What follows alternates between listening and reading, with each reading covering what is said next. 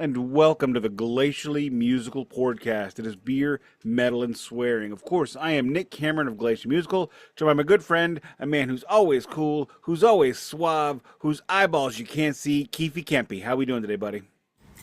Yo! What's up? You can't see my eyeballs. I got these glasses on because my future is so bright.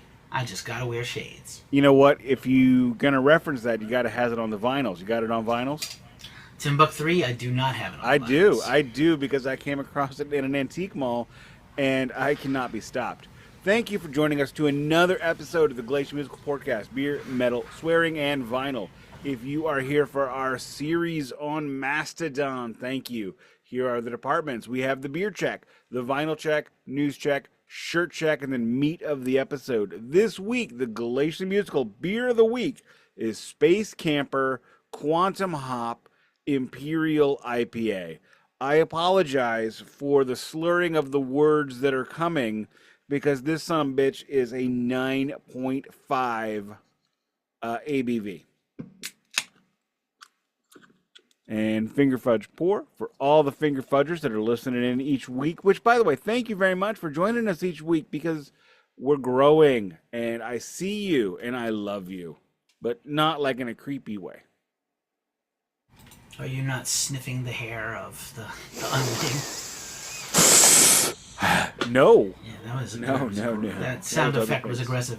I apologize for everybody that just saw, like, as Nick was doing the intro, my laundry pile off camera fell onto the rest of the bed. It was pretty funny. Well, this is an extraordinarily professional podcast. I don't know if anybody knows this, but we make, to quote Dr. Hook, $10 million a show. Dr. Hook or Dr. Teeth? Dr. Hook, cover of the Rolling Stone. Yeah. Come on, man, that's a double ref. Right, I know. I got it. I thought it was Captain Beefheart. Dr. Hook. Oh, Dr. Hook, okay. I think.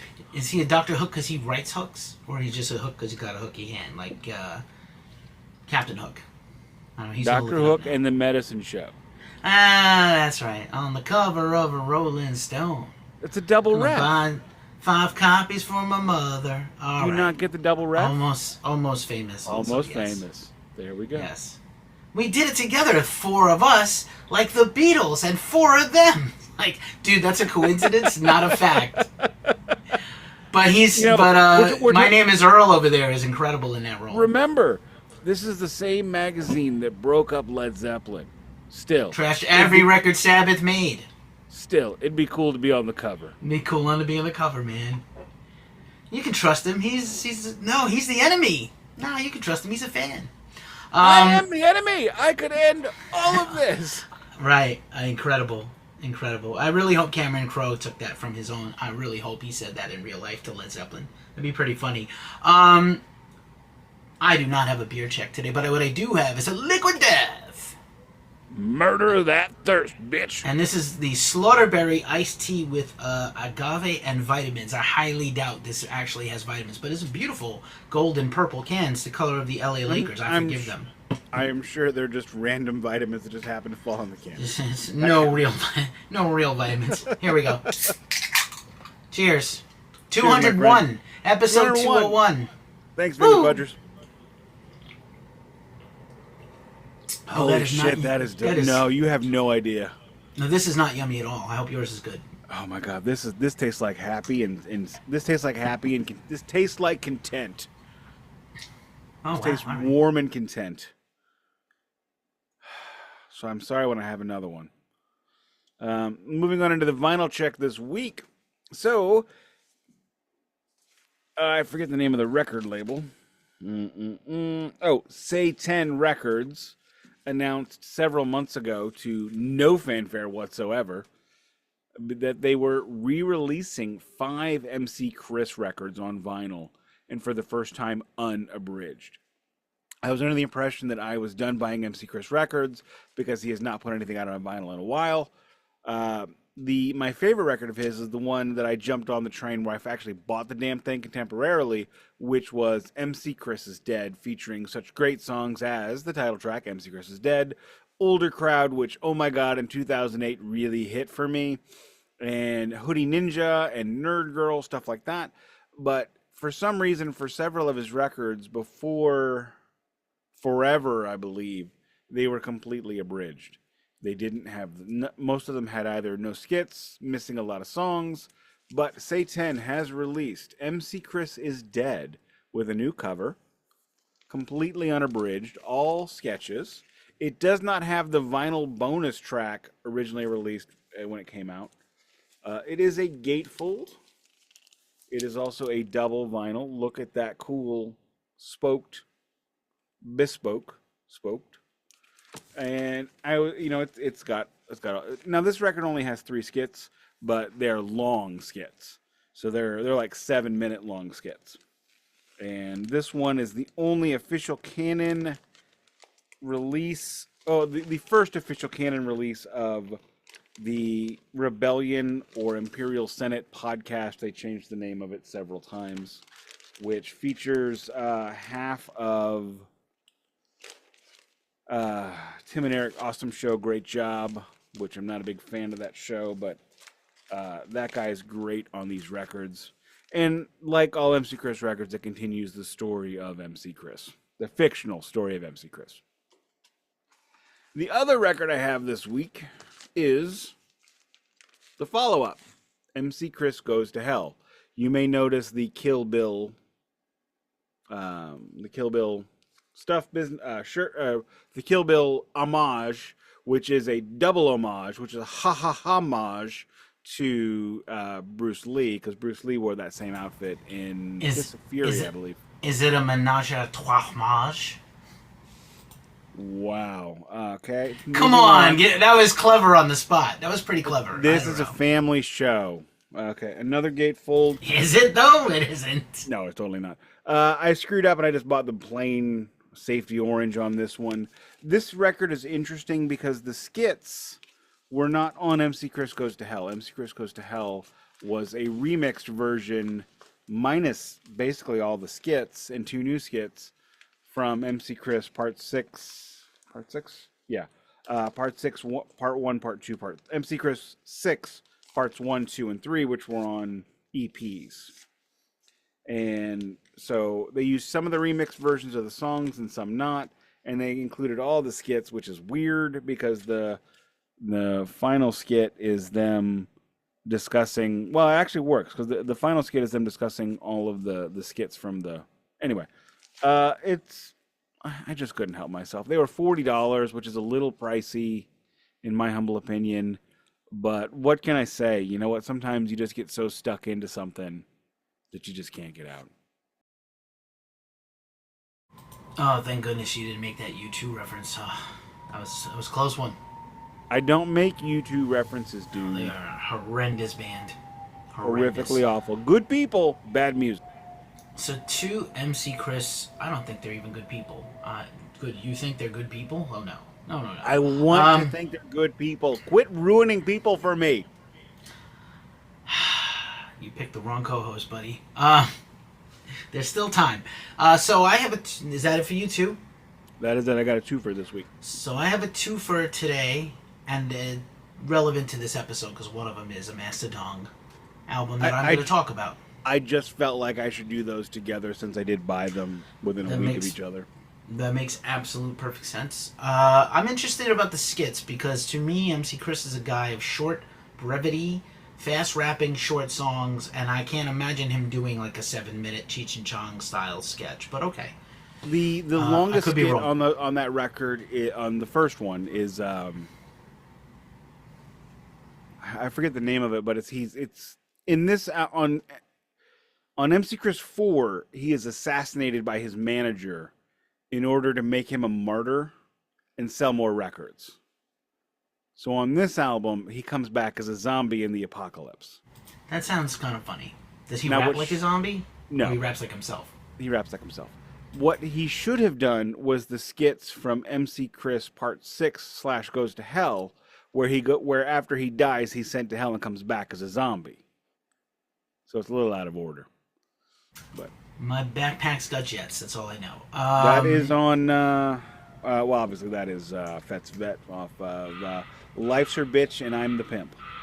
Oh, Life's a Bitch and I'm Her Pimp. Which I So mean, seriously, say whatever you want about that guy, and a lot of it's true because he's had some weird business that I don't want to talk about or think about in my life. When I told Lawyer Wife I was getting him, she looked at me and she said, didn't you say you were done? Didn't you say you were done giving him money? I did, but I didn't think this was coming, so now this is different. Now this is it. Until the next thing when it isn't it. Well, I still got to buy a couple of more because, like, Race Wars was released. Okay, it's not, no, I know it sounds terrible, but it's not like that. It's like Race Cars. That's what, I know. Yeah, I know. that's tough. That's a little tough, though. But on that one, on right. the vinyl version, which I have, it does not include the best song on the fucking record. Do you know who the rapper Necro is? I don't. But He's like a worse MC Chris. I gotta finish this. By 1,000 times. Go ahead. The train has left the station. It's getting to the next one. And on the new version of MC Chris Race Wars, they have included all the skits, which it has like 40 minutes of skits and 45 minutes of songs. And it reintroduced my favorite song, which also includes Jesse Dangerously and my favorite nerdcore rapper that's never released a vinyl record, Schaefer the Dark Lord, who is a big metal guy before becoming a nerdcore rapper. But again, no vinyl record, so none in my collection. Sorry, Schaefer. Drop some vinyl. But I'm going to end up buying at least that one, too, because I'm just an idiot and I can't stop myself. All right, fair enough. Moving along. I have a two for today, like I said. One is related to today's episode, and the other is not. The first vinyl today is Isengard. We were talking about Lord of the Rings off air. We're taking the Hobbits to Isengard. This is one of the many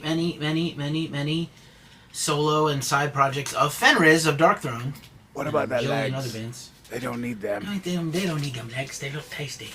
I got this for like $10 at Thrill House Records, my favorite indie record store in San Francisco. I'm going to try to pronounce this Norwegian word, Vargvidagon. Fuck that, I can't pronounce this. The third album of the unreleased vintage, the new third album of the unreleased vintage cult metal from the classic solo project created by Darkthrone's Fenris on Peaceville Records. Sometimes not treating their fans well, but their good fans label, well. though. But Good anyway, label. Good label generally, but not always treating the people well. Very serious crossed arms face outside of a barn. When you pulled that up, I thought I was looking at a nun. He kind of looks like a nun. There's a giant Peaceville catalog that came with this that I'm sure is out of date. There's a inside insert, a inside sleeve with lyrics and stories and liner notes and photo, black and white photos of the beautiful fjord, but only in black and white, because why would I want that in color at all? Are they grinning for the fjords? Oh, he's got jokes already. In the very, this is a very thicky vinyl. It's a very like thick press. It feels weighty. Isn't it weird how that happens? Like seriously? Yeah. Side A, by the way, so it's just like side A has no label information on it, just Isengard with the logo, which looks like a helm or a falcon or a bat. I can't tell. And then side B says side B, so I don't know if this is printed as an error or on purpose. I like the ones that say that side and this side, and it's like, come on, do you really, like David Lee Roth's Eat 'em and Smile, side A is a picture of David Lee Roth in that horrific Native American inspired makeup. I choose to say inspired and not, anything that it's real. Appropriated.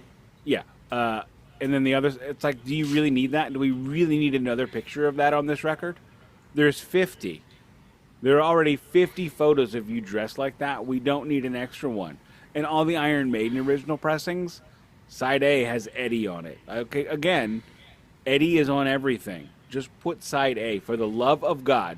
Can everybody pressing a record, label A, just put side A, side 1, make it noticeable, and also list what speed it is, especially if you're doom metal.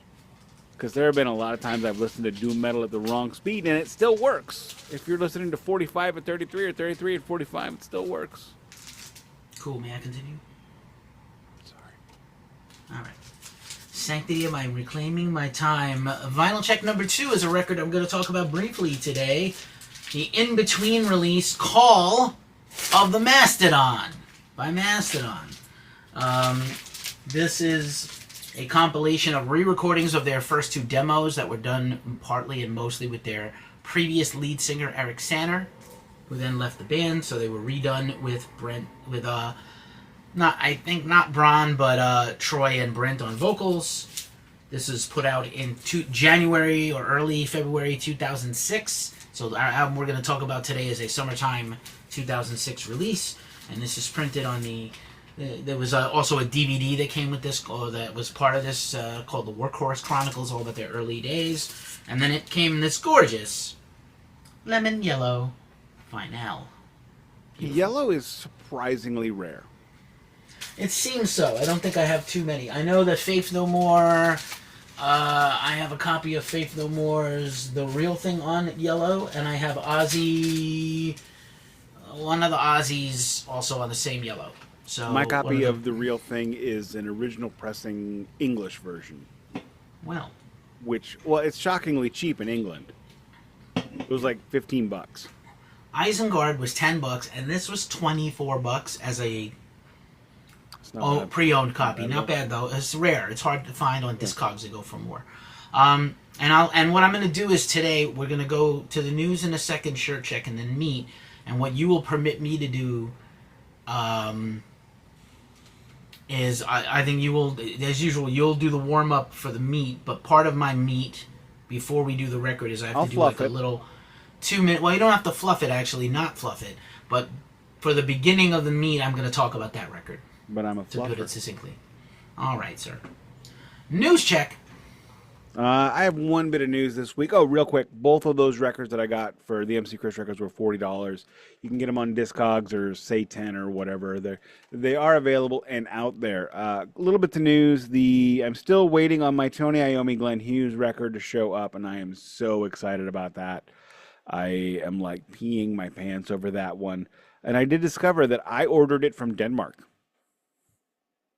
So hopefully that's good, because they didn't charge me much for shipping. Now, the only bit of news I have this week that's significant, I got some Kiss-related news.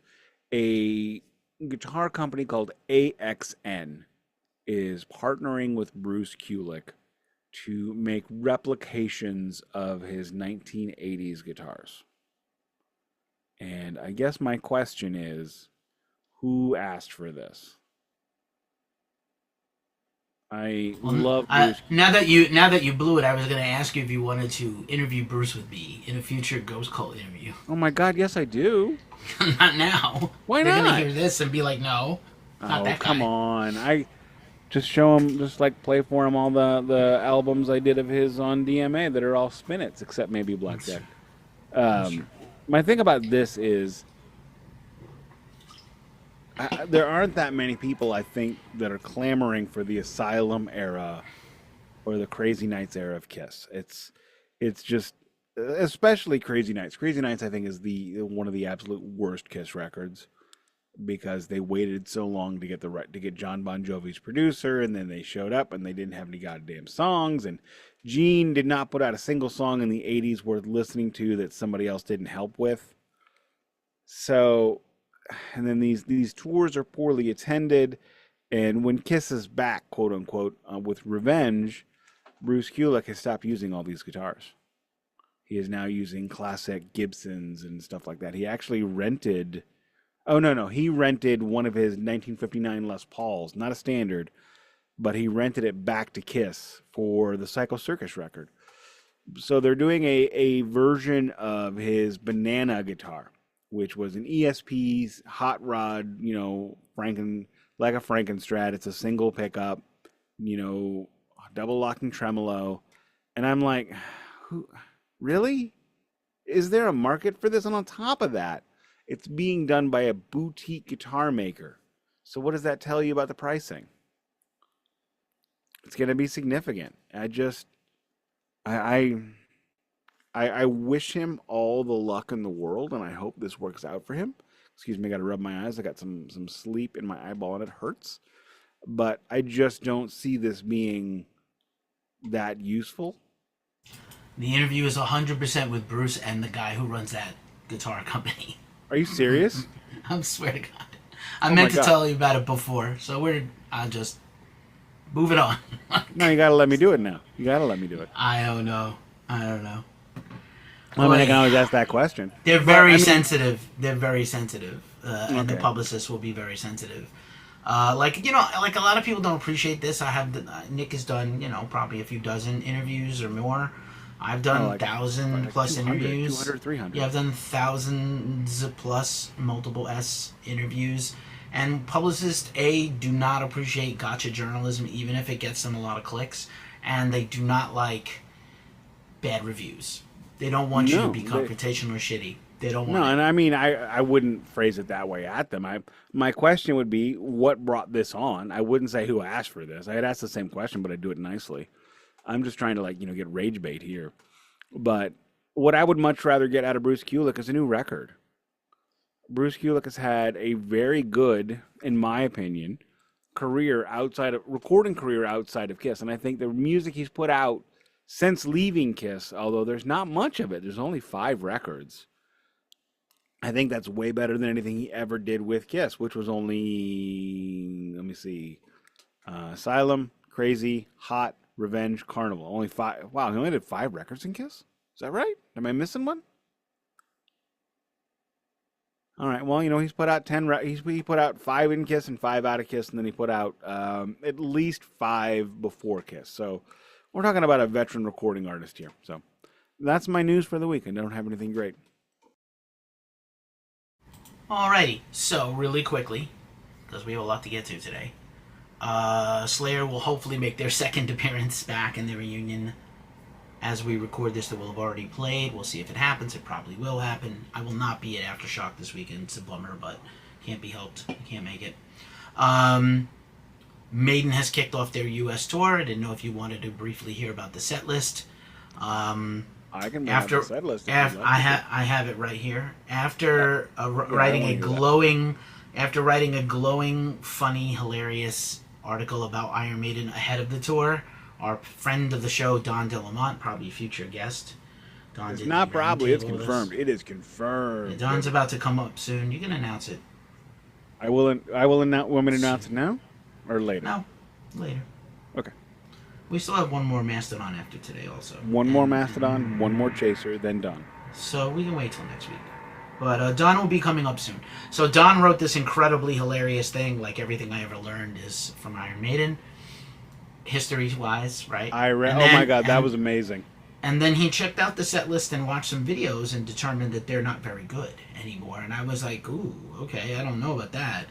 And then, he had some valid complaints. And Don's an expert at Iron Maiden. He loves metal and he loves Iron Maiden. It's his favorite band. And he spits fire. He is Lester Bangs, man. He is honest and unmerciful. He is about to start writing reviews for Ghost Cult, and I may regret this. Not because I don't have truthful writers, but because, if he's too truthful, he spits fire.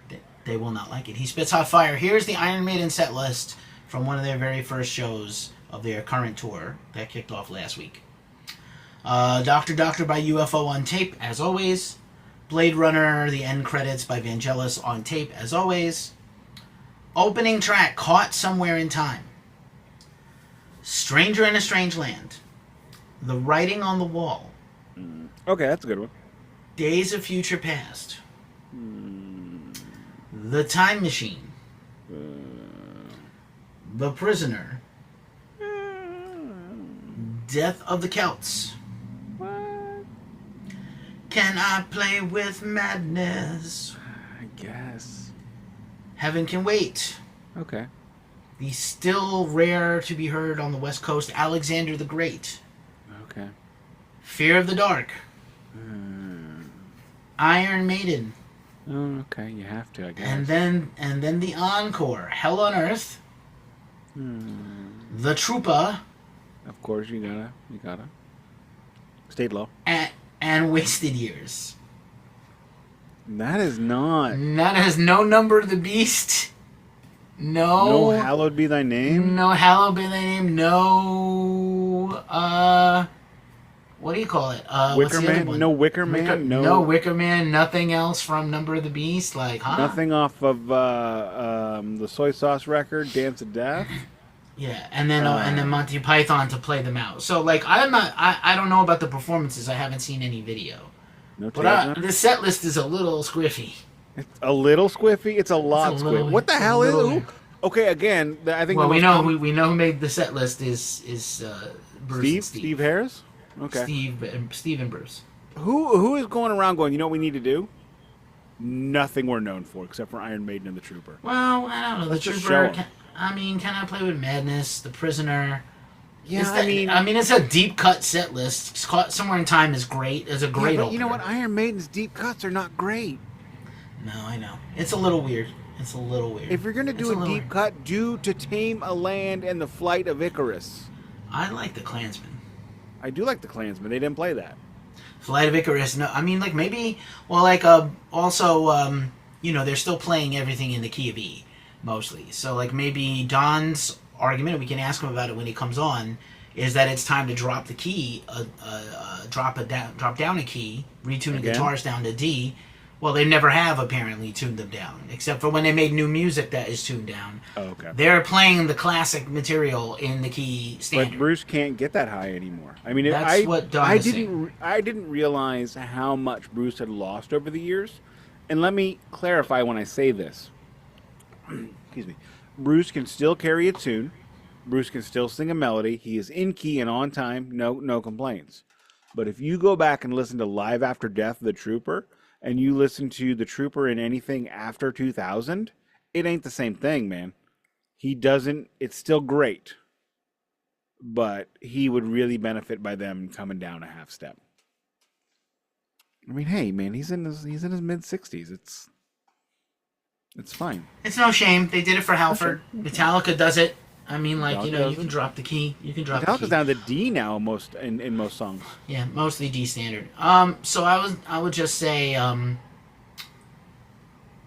don't know. I was very excited and bummed to not be seeing Maiden because I always see Maiden, but and they have announced a tour for next year already and finally announced U.S. dates. So I think late 25, early 26, we will get Maiden again for the 50th anniversary tour, which is probably why they're not playing the hits right now because they're gonna come back and do them. I guess that's don't want marketing. I don't know. It's I mean, weird always to leave me. them wanting- always leave them wanting more, and I guess if you don't play any of your hits, you're definitely leaving them wanting more. I guess. Should say King Diamond is coming to town to St. Louis on the very soon, and I have completely made peace with not going. You said that. It's too far. It was on a Saturday, so I could do it. It's not a problem. Lawyer wife agreed to go, and she agreed to let me use her car. Again, I'm not gonna take lawyer wife to a King Diamond concert.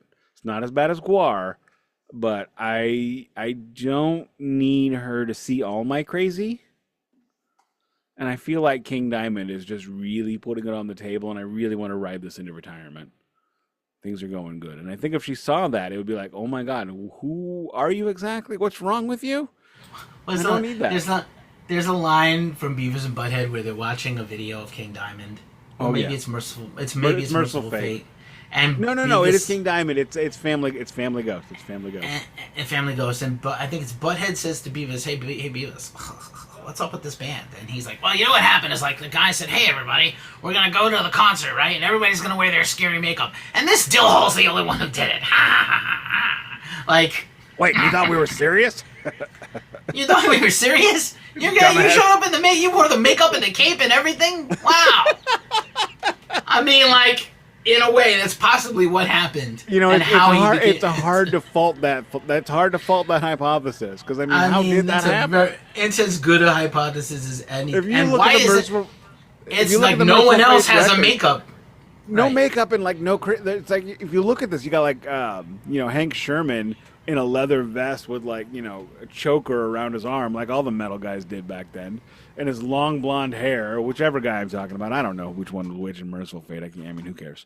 It's King Diamond and the kids from the neighborhood, but they're just like all like dressed like normal Nawabum guys, even though they're Danish. And then you've got King Diamond in a fucking cape.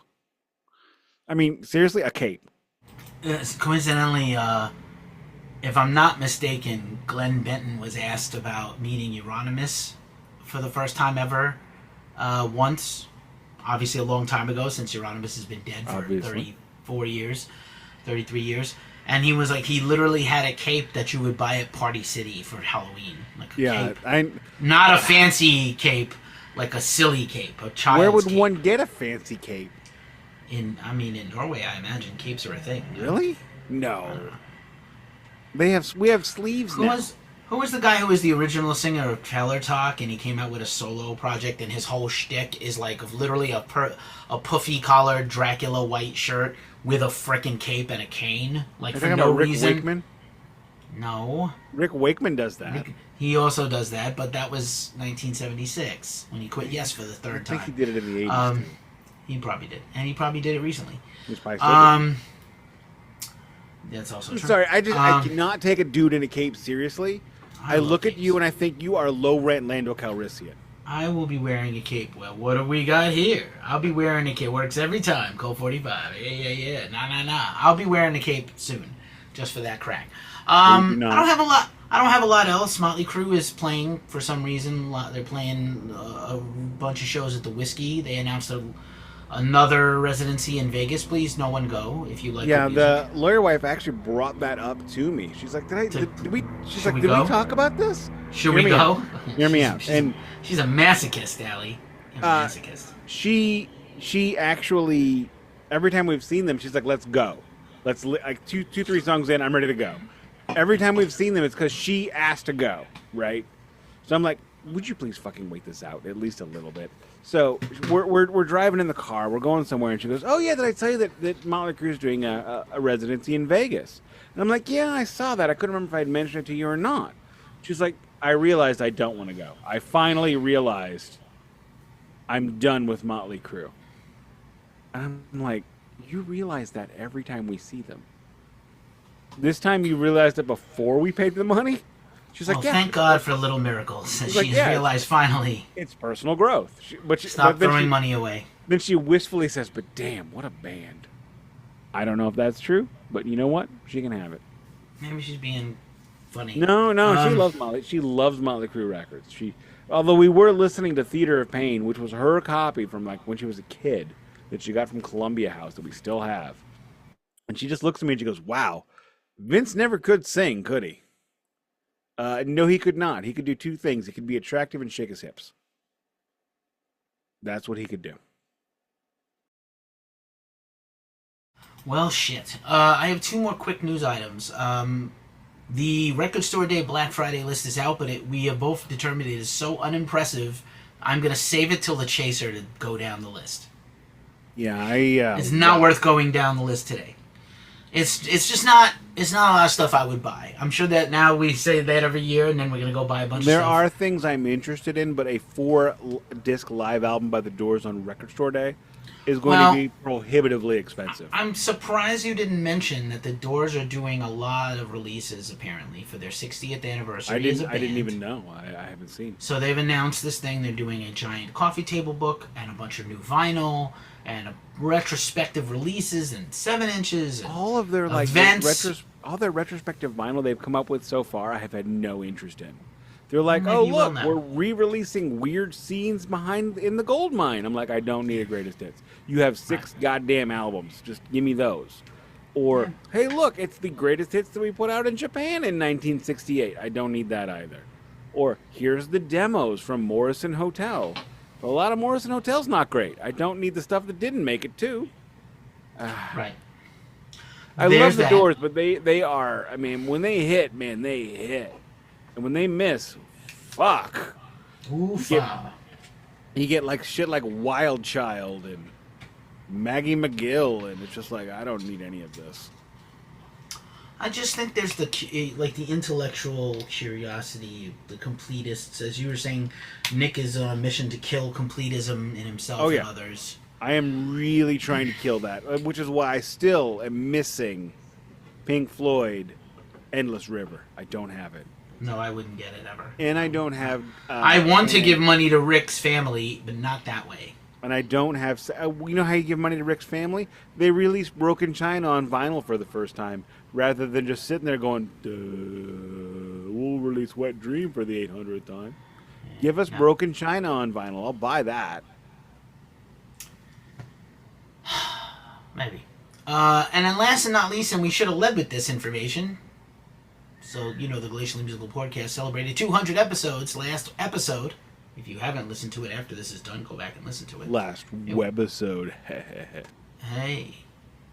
And we launched a contest that I've been talking about for a month. Giveaway. Yeah, I'm the one who said contest, am I? All right, it's a giveaway. It's not a contest. There's actually no competing. It's winners chosen at random. You can win one of 2 vinyl bundles. Don't give away too much information. One of 2 bundles curated by Nik from his personal collection. He's going to gift to fans. You got to sub to the YouTube if you're watching this now. It's very easy. Go click it now.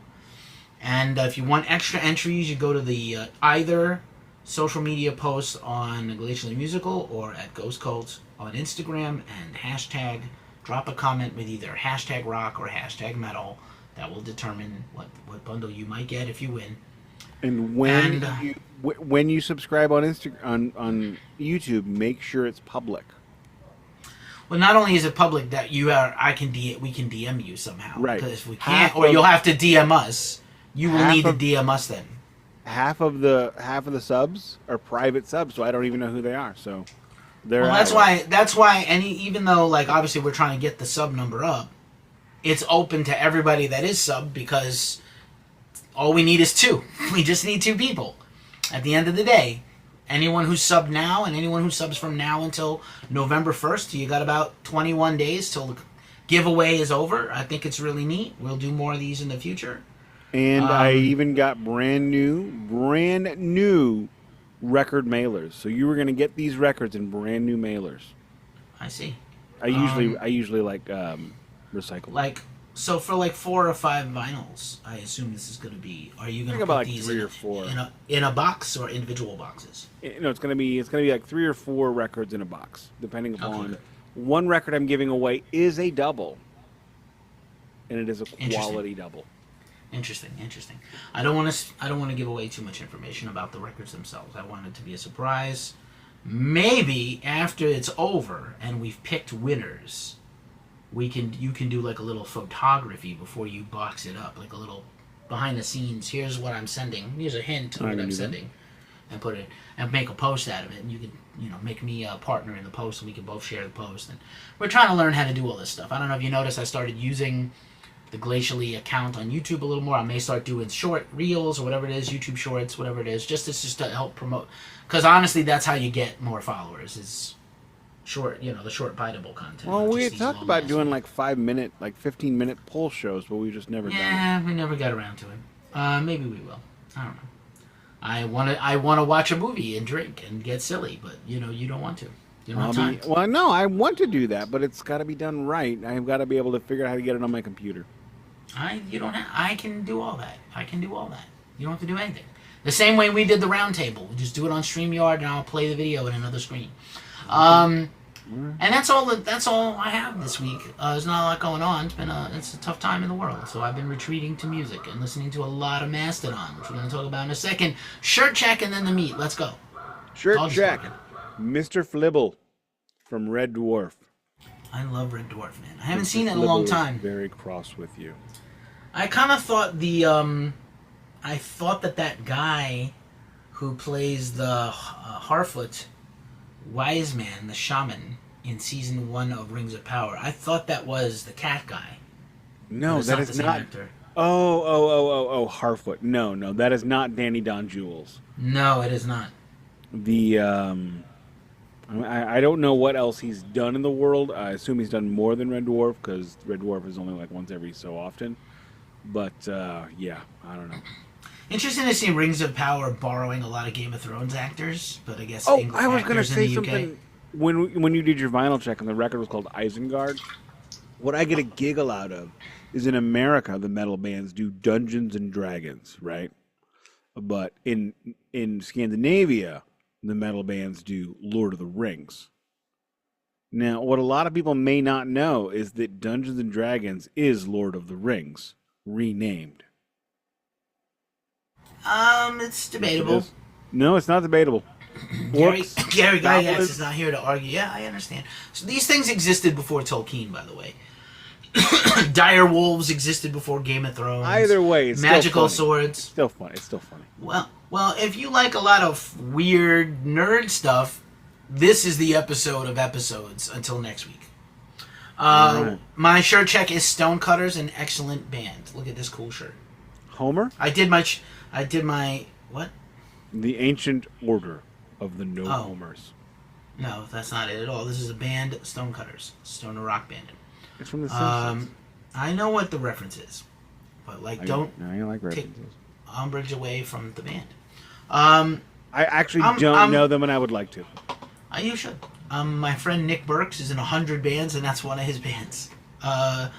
Horse Burner, Is he a drummer? Savage Master. He's a drummer, guitar. right? He's a guitar player extraordinaire. I didn't know guitar players could be in multiple bands. I thought they could only be in one. 1,000 bands. The reason why guitar players are in a bunch of bands because of ego and the need for money for more guitars. Drummers are in a bunch of bands because there are not enough good drummers who can play and That's be in a because band there's not and enough function. houses. That's true. There's not enough places for somebody to learn how to play the damn drums. That's also true. My dad would not let me get a drum kit to live out my Peter Criss fantasies when I was 4. He was like, I already let your dumbass brother get a guitar and an amp, you asshole. I'm not letting you get a drum set. I'm 4. Continue. It's time. Can I just say that my daughter has finally agreed to learn how to play the guitar that we bought her a year ago? So I got to string the damn thing up and teach her some chords. Teenagers, what are you going to do? She's going to let me give her the first few lessons, and then we're going to pass it on to... Oh, and you know what else? You know what else? That's pretty cool. You know what else? You can teach her some Mastodon songs. You know what else? Ghost Cult celebrated a birthday this week. We are in the awkward tween phase of 12.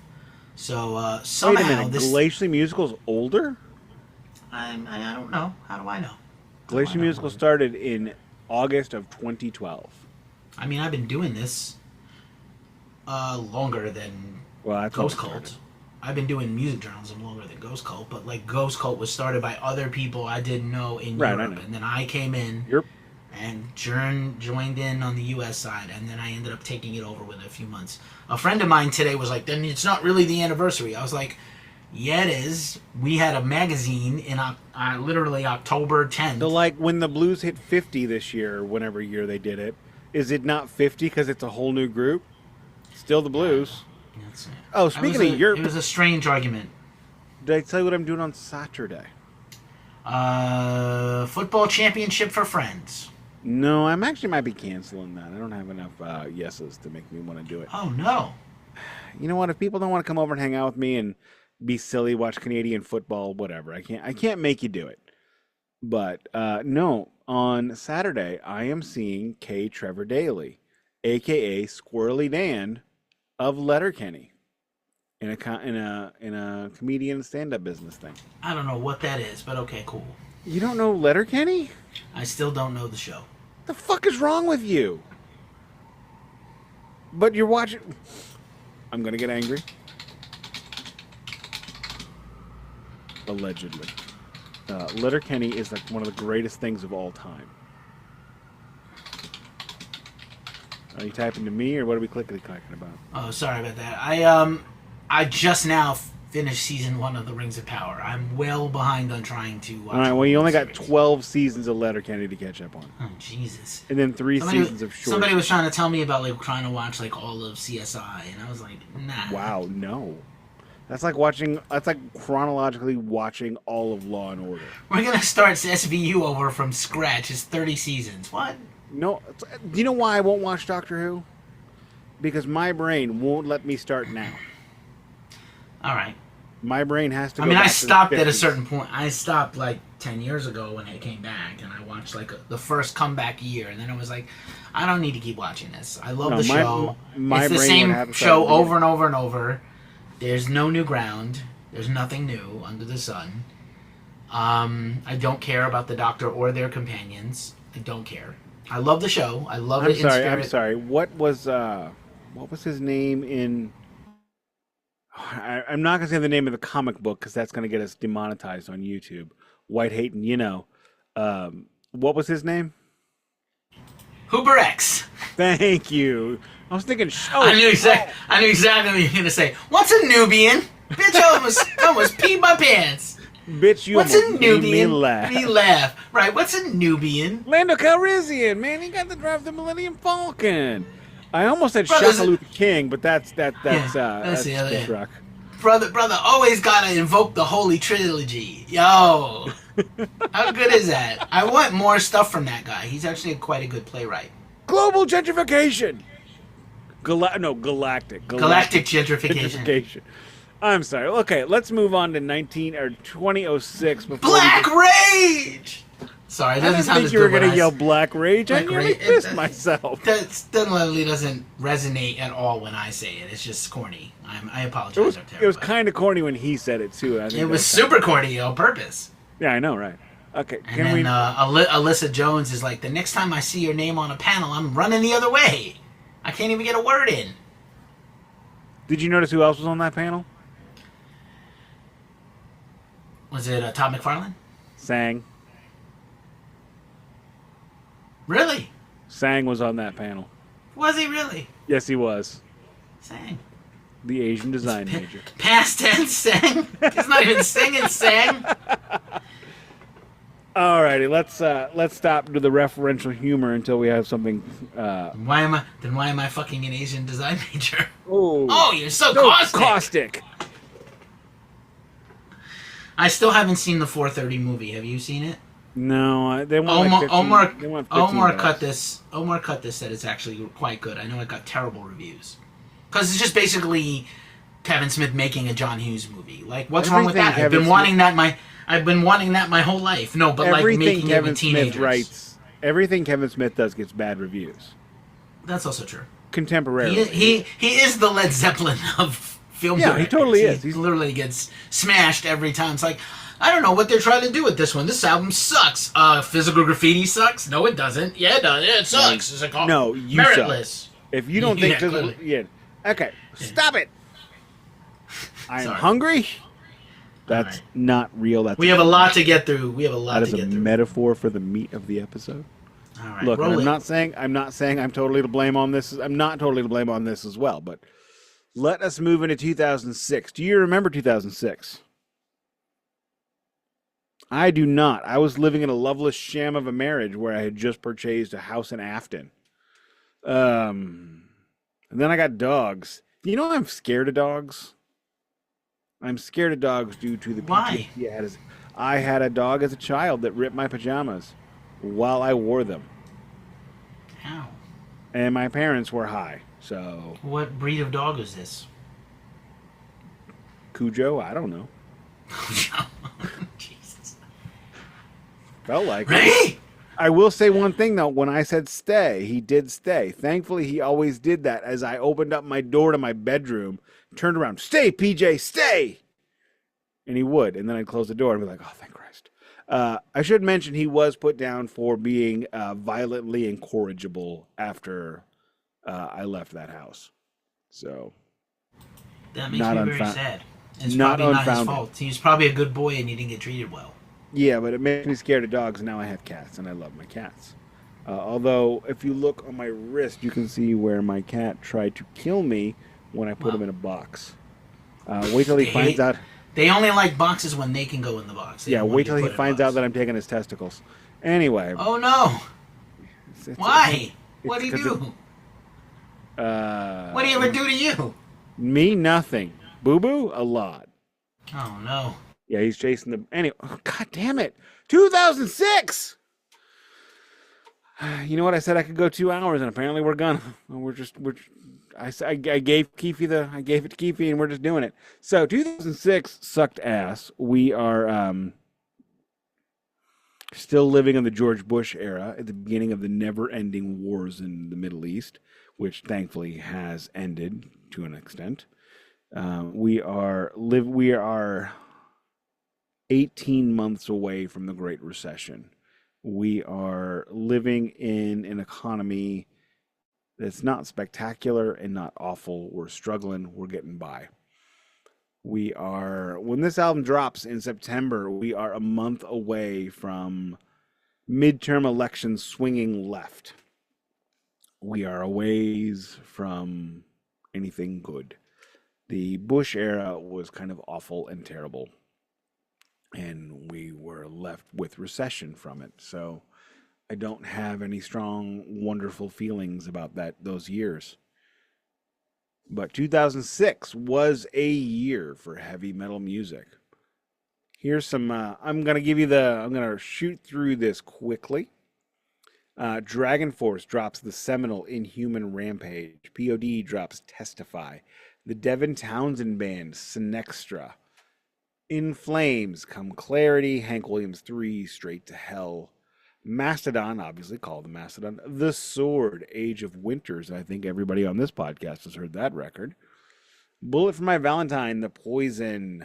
Buckethead drops the Elephant Man's Alarm Clock. Speaking of Buckethead, we'll talk about him later a lot again. What else is cool? Sepultura drops Dante 21. Cannibal Corpse's Kill. Queensryche Operation Mind Crime 2. Thank you, no thank you. Lacuna Coil, Karma Code. Godsmack 4. Really? I don't think anybody should ever do 4. 4 has been done, and you're never going to get close to that record, so fuck off.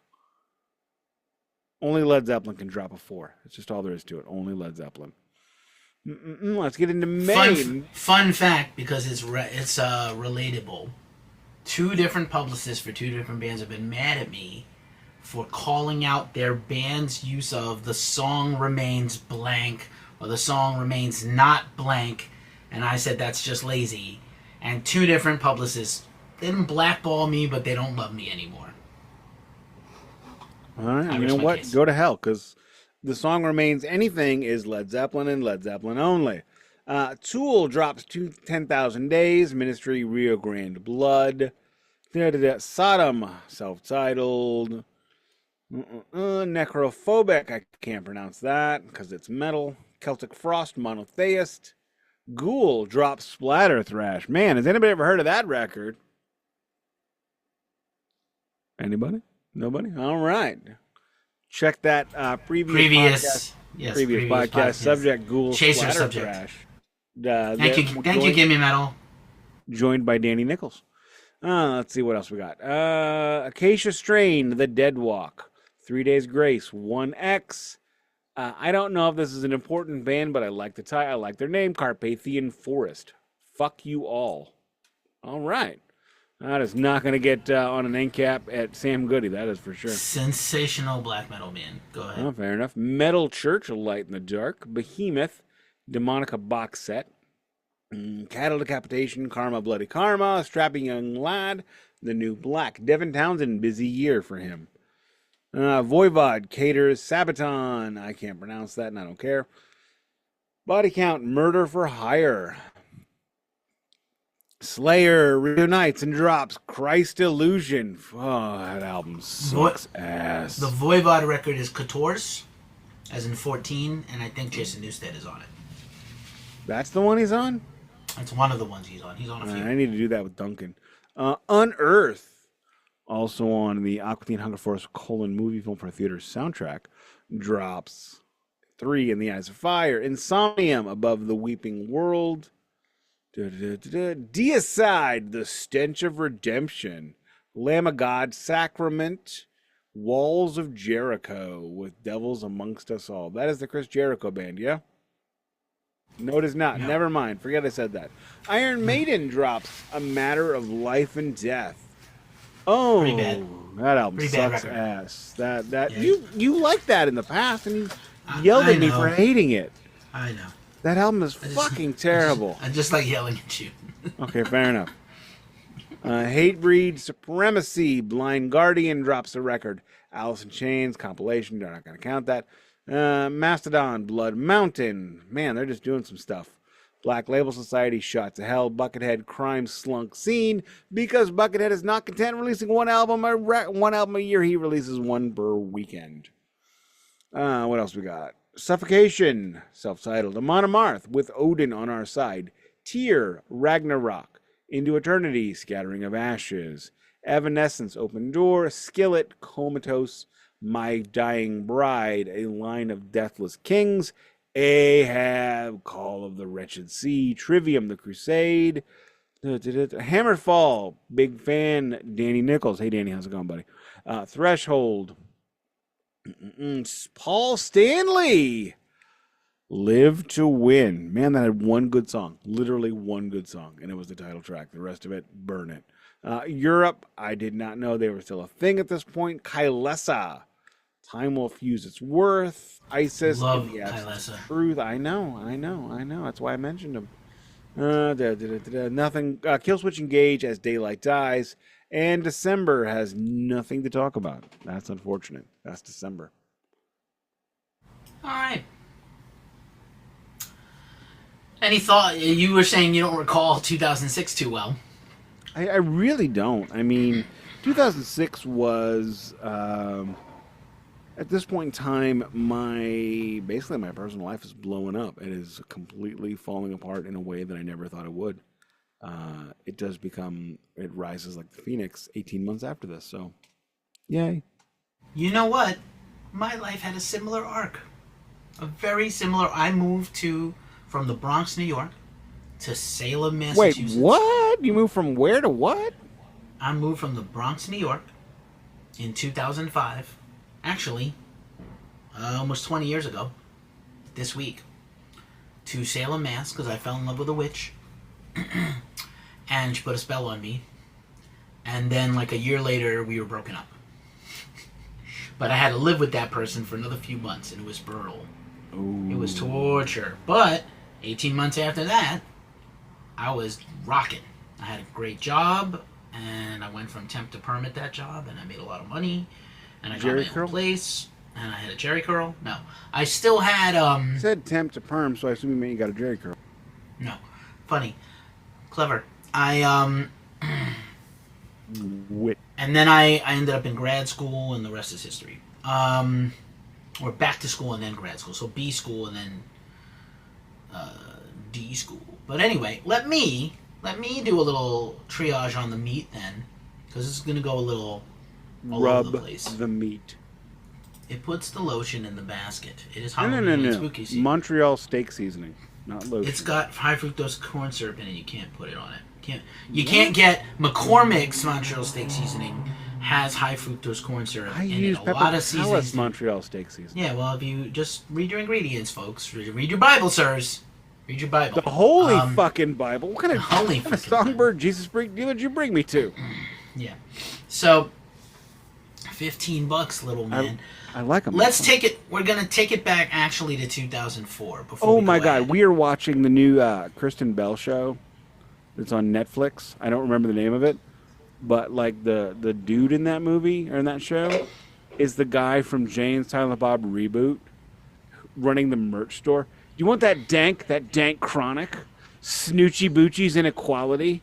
He's in the show, and I'm like the whole time I'm watching this, going, who is this guy? Allie's like, or wife's like, Succession. I'm like, I've never seen that. It's a great show. Just starts naming off all these shows that I'm like. And Industry just wrapped season 3, which and I'm like, no, my God. I don't know what any of this is. And then I pull him up on IMDb and I'm like, oh, he had 7 lines in Jay and Silent Bob Reboot. That's where I know him from. And she just looks at me like, why did I marry you? I don't know. Oh, no, I mean, sad. She knows. No, she knows. She married me because that's what I'm going to come back with every day. We watch anything. Who is that random guy with a beard yelling about Snoochie Boochies? I want to see that movie. Any movie that's got Snoochie Boochies, I'm down. I'm so down. There it is. So to take it back for a second, back to where we were last week with Leviathan, which Nick's maybe the best quote of any Nick summary. I like this record. It has no good songs. Unbelievable. No notes. Never say another word again. Sticking with it. That's my story, and I'm sticking with it, right? So in 2004, so Mastodon arrives on the scene. There's some hype around them. They come out with Remission. It's loosely based on fire and healing. The band forms. They tour tirelessly. I see them at that time in 2002. They come back off the road. They're going already over to Europe to play gigs and festivals. And they have this vision. Europe and Brondell reads Moby Dick and is like, Moby Dick, we have to do an album based on Moby Dick. It's just like us. Okay, it's a metaphor for us. Okay. And then around that time they're making around the time they're making Leviathan, they get management from Nick John. Nick John, rest in power, passed away in 2018. Was an employee of Rick Sales Entertainment. Who is Rick Sales Entertainment, Nick? What are they famous for? Rick Sales was Rick Sales was the first tour manager of Slayer and ultimately managed them and continues to manage them. And now manages Ghost and Gojira as well. So if those band successes you can credit to Rick Sales Entertainment and Nick John personally in a lot of ways. So, and Kristen Molderig in the case of Ghost. So Nick originally was an intern. Nope. Molderig, not Molder. But Mulder's going to come up right after the album today. Mulder's coming up, I promise you. David Duchovny ties into Mastodon. You'll see how. 6 degrees of Mastodon. This just got weird. It's going to get so weird. You have no idea. This is going to be maybe even the weirdest episode of the podcast ever, because this album is weird. This subject matter is weird in the best way. Okay. Challenge accepted. You're going to see. Weirder than how bad Quiet Riot was. Weirder than how bad Motley Crue is. Okay, that not like is or can be. Continues to be. That's not possible. That is the mathematical limit of how awful something can be. I don't think anything can achieve that. Yeah, Nick John hires the band, signs the band to management, and the band starts to blow up. They tour with Slayer, who is also managed by them, but also, you got to be good enough to tour with Slayer. You can't just stick... Oh. I know it happens. Oh, we also manage... Wolf Mother is also managed by Q Prime. You don't see Wolf Mother opening for Metallica a lot. Not that they're not good. They're awesome. But, you just haven't seen them play together a lot. Maybe in Australia. You will never see a Wolf Mother Metallica tour. Well, they toured Australia. They opened for them in Australia. They played festivals together, but not on purpose. I'm not talking about a week. I'm talking about a real tour. Yeah. So, Mastodon starts to grow. They do open for Slayer. They start playing European metal festivals at a bigger clip. They get Ozfest. They were on Ozfest 2005, which was a ill-fated Ozfest with Iron Maiden and Ozzy, if you recall.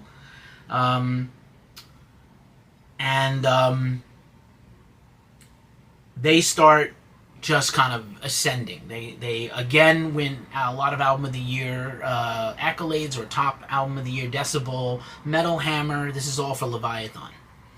And they start getting ready to make the next record. And what happens is, based on the power of the band and sort of this explosion, we've talked a lot about the new wave of American metal, and mostly built around metalcore, which Mastodon is not. But somehow, neither is Lamb of God, or Unearth, or Shadows Fall. Although you can make a case that Shadows Fall is a little core, but not fully metalcore like a Bullet for My Valentine.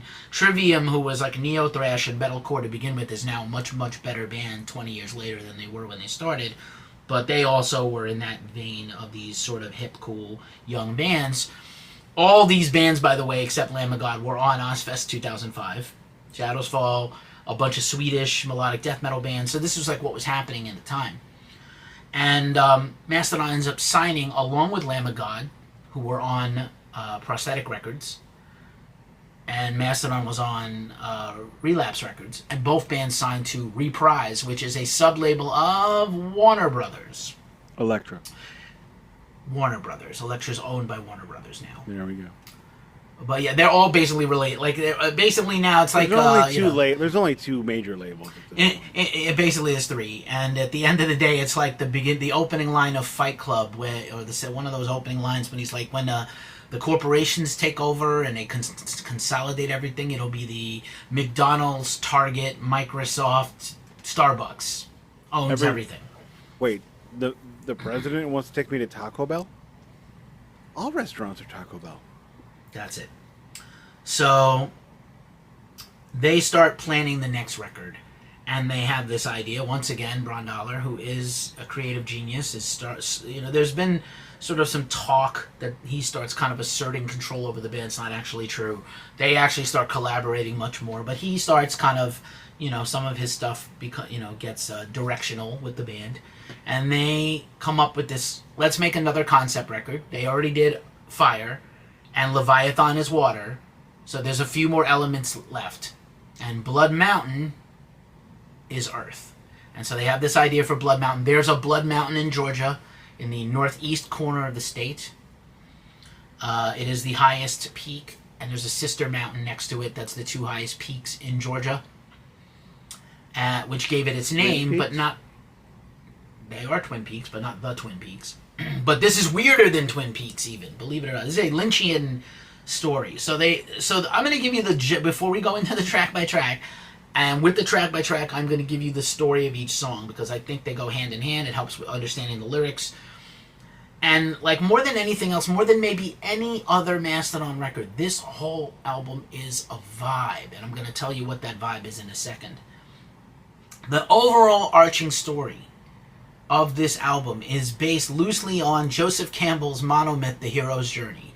Basically, Luke Skywalker, Harry Potter, Neo from the Matrix. One hero is the chosen one. He has to go through a bunch of trials and tribulations. He has to go through a bunch of trials and tribulations to, whatever it is, win the end game of whatever that is. Sometimes it's a tragedy, sometimes it's a positive. You don't know till you get there.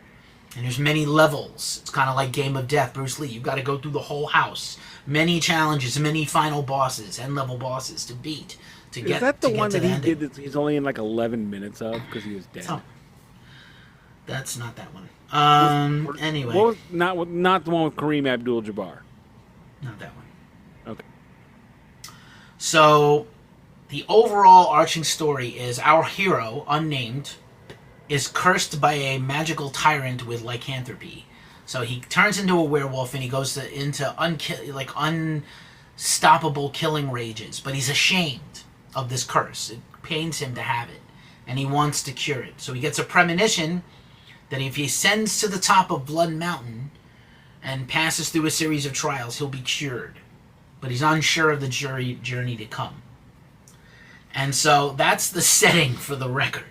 They recorded this in This is somewhere between the Futurama episode where Bender becomes the werecar and High on Fire's De Vermis Mysterious. A little bit of that, yes. Well, I mean, that came later. Yeah, I know, but I'm just talking about where this lands in the terms of crazy. So I'm just saying, like, they did Remission, which is loosely a concept record. They did Leviathan, which is an all-the-way concept record. And now they're making their own concept. That record was about Moby Dick and Ahab and things like that, sea creatures and things like that. And now they're just making their own shit up. They're high on their own supply and just inventing their own stories and writing their own myths and stories, loosely based on some other things. Like, there's a little hints of... based on music from the Elder, yeah? No. But a little bit. Great concept records are a thing. So... Music from the Elder is not one of them. Every song on the album is sort of a level of the mountain, of the ascent up the mountain. And our protagonist continues to have stuff happen to them.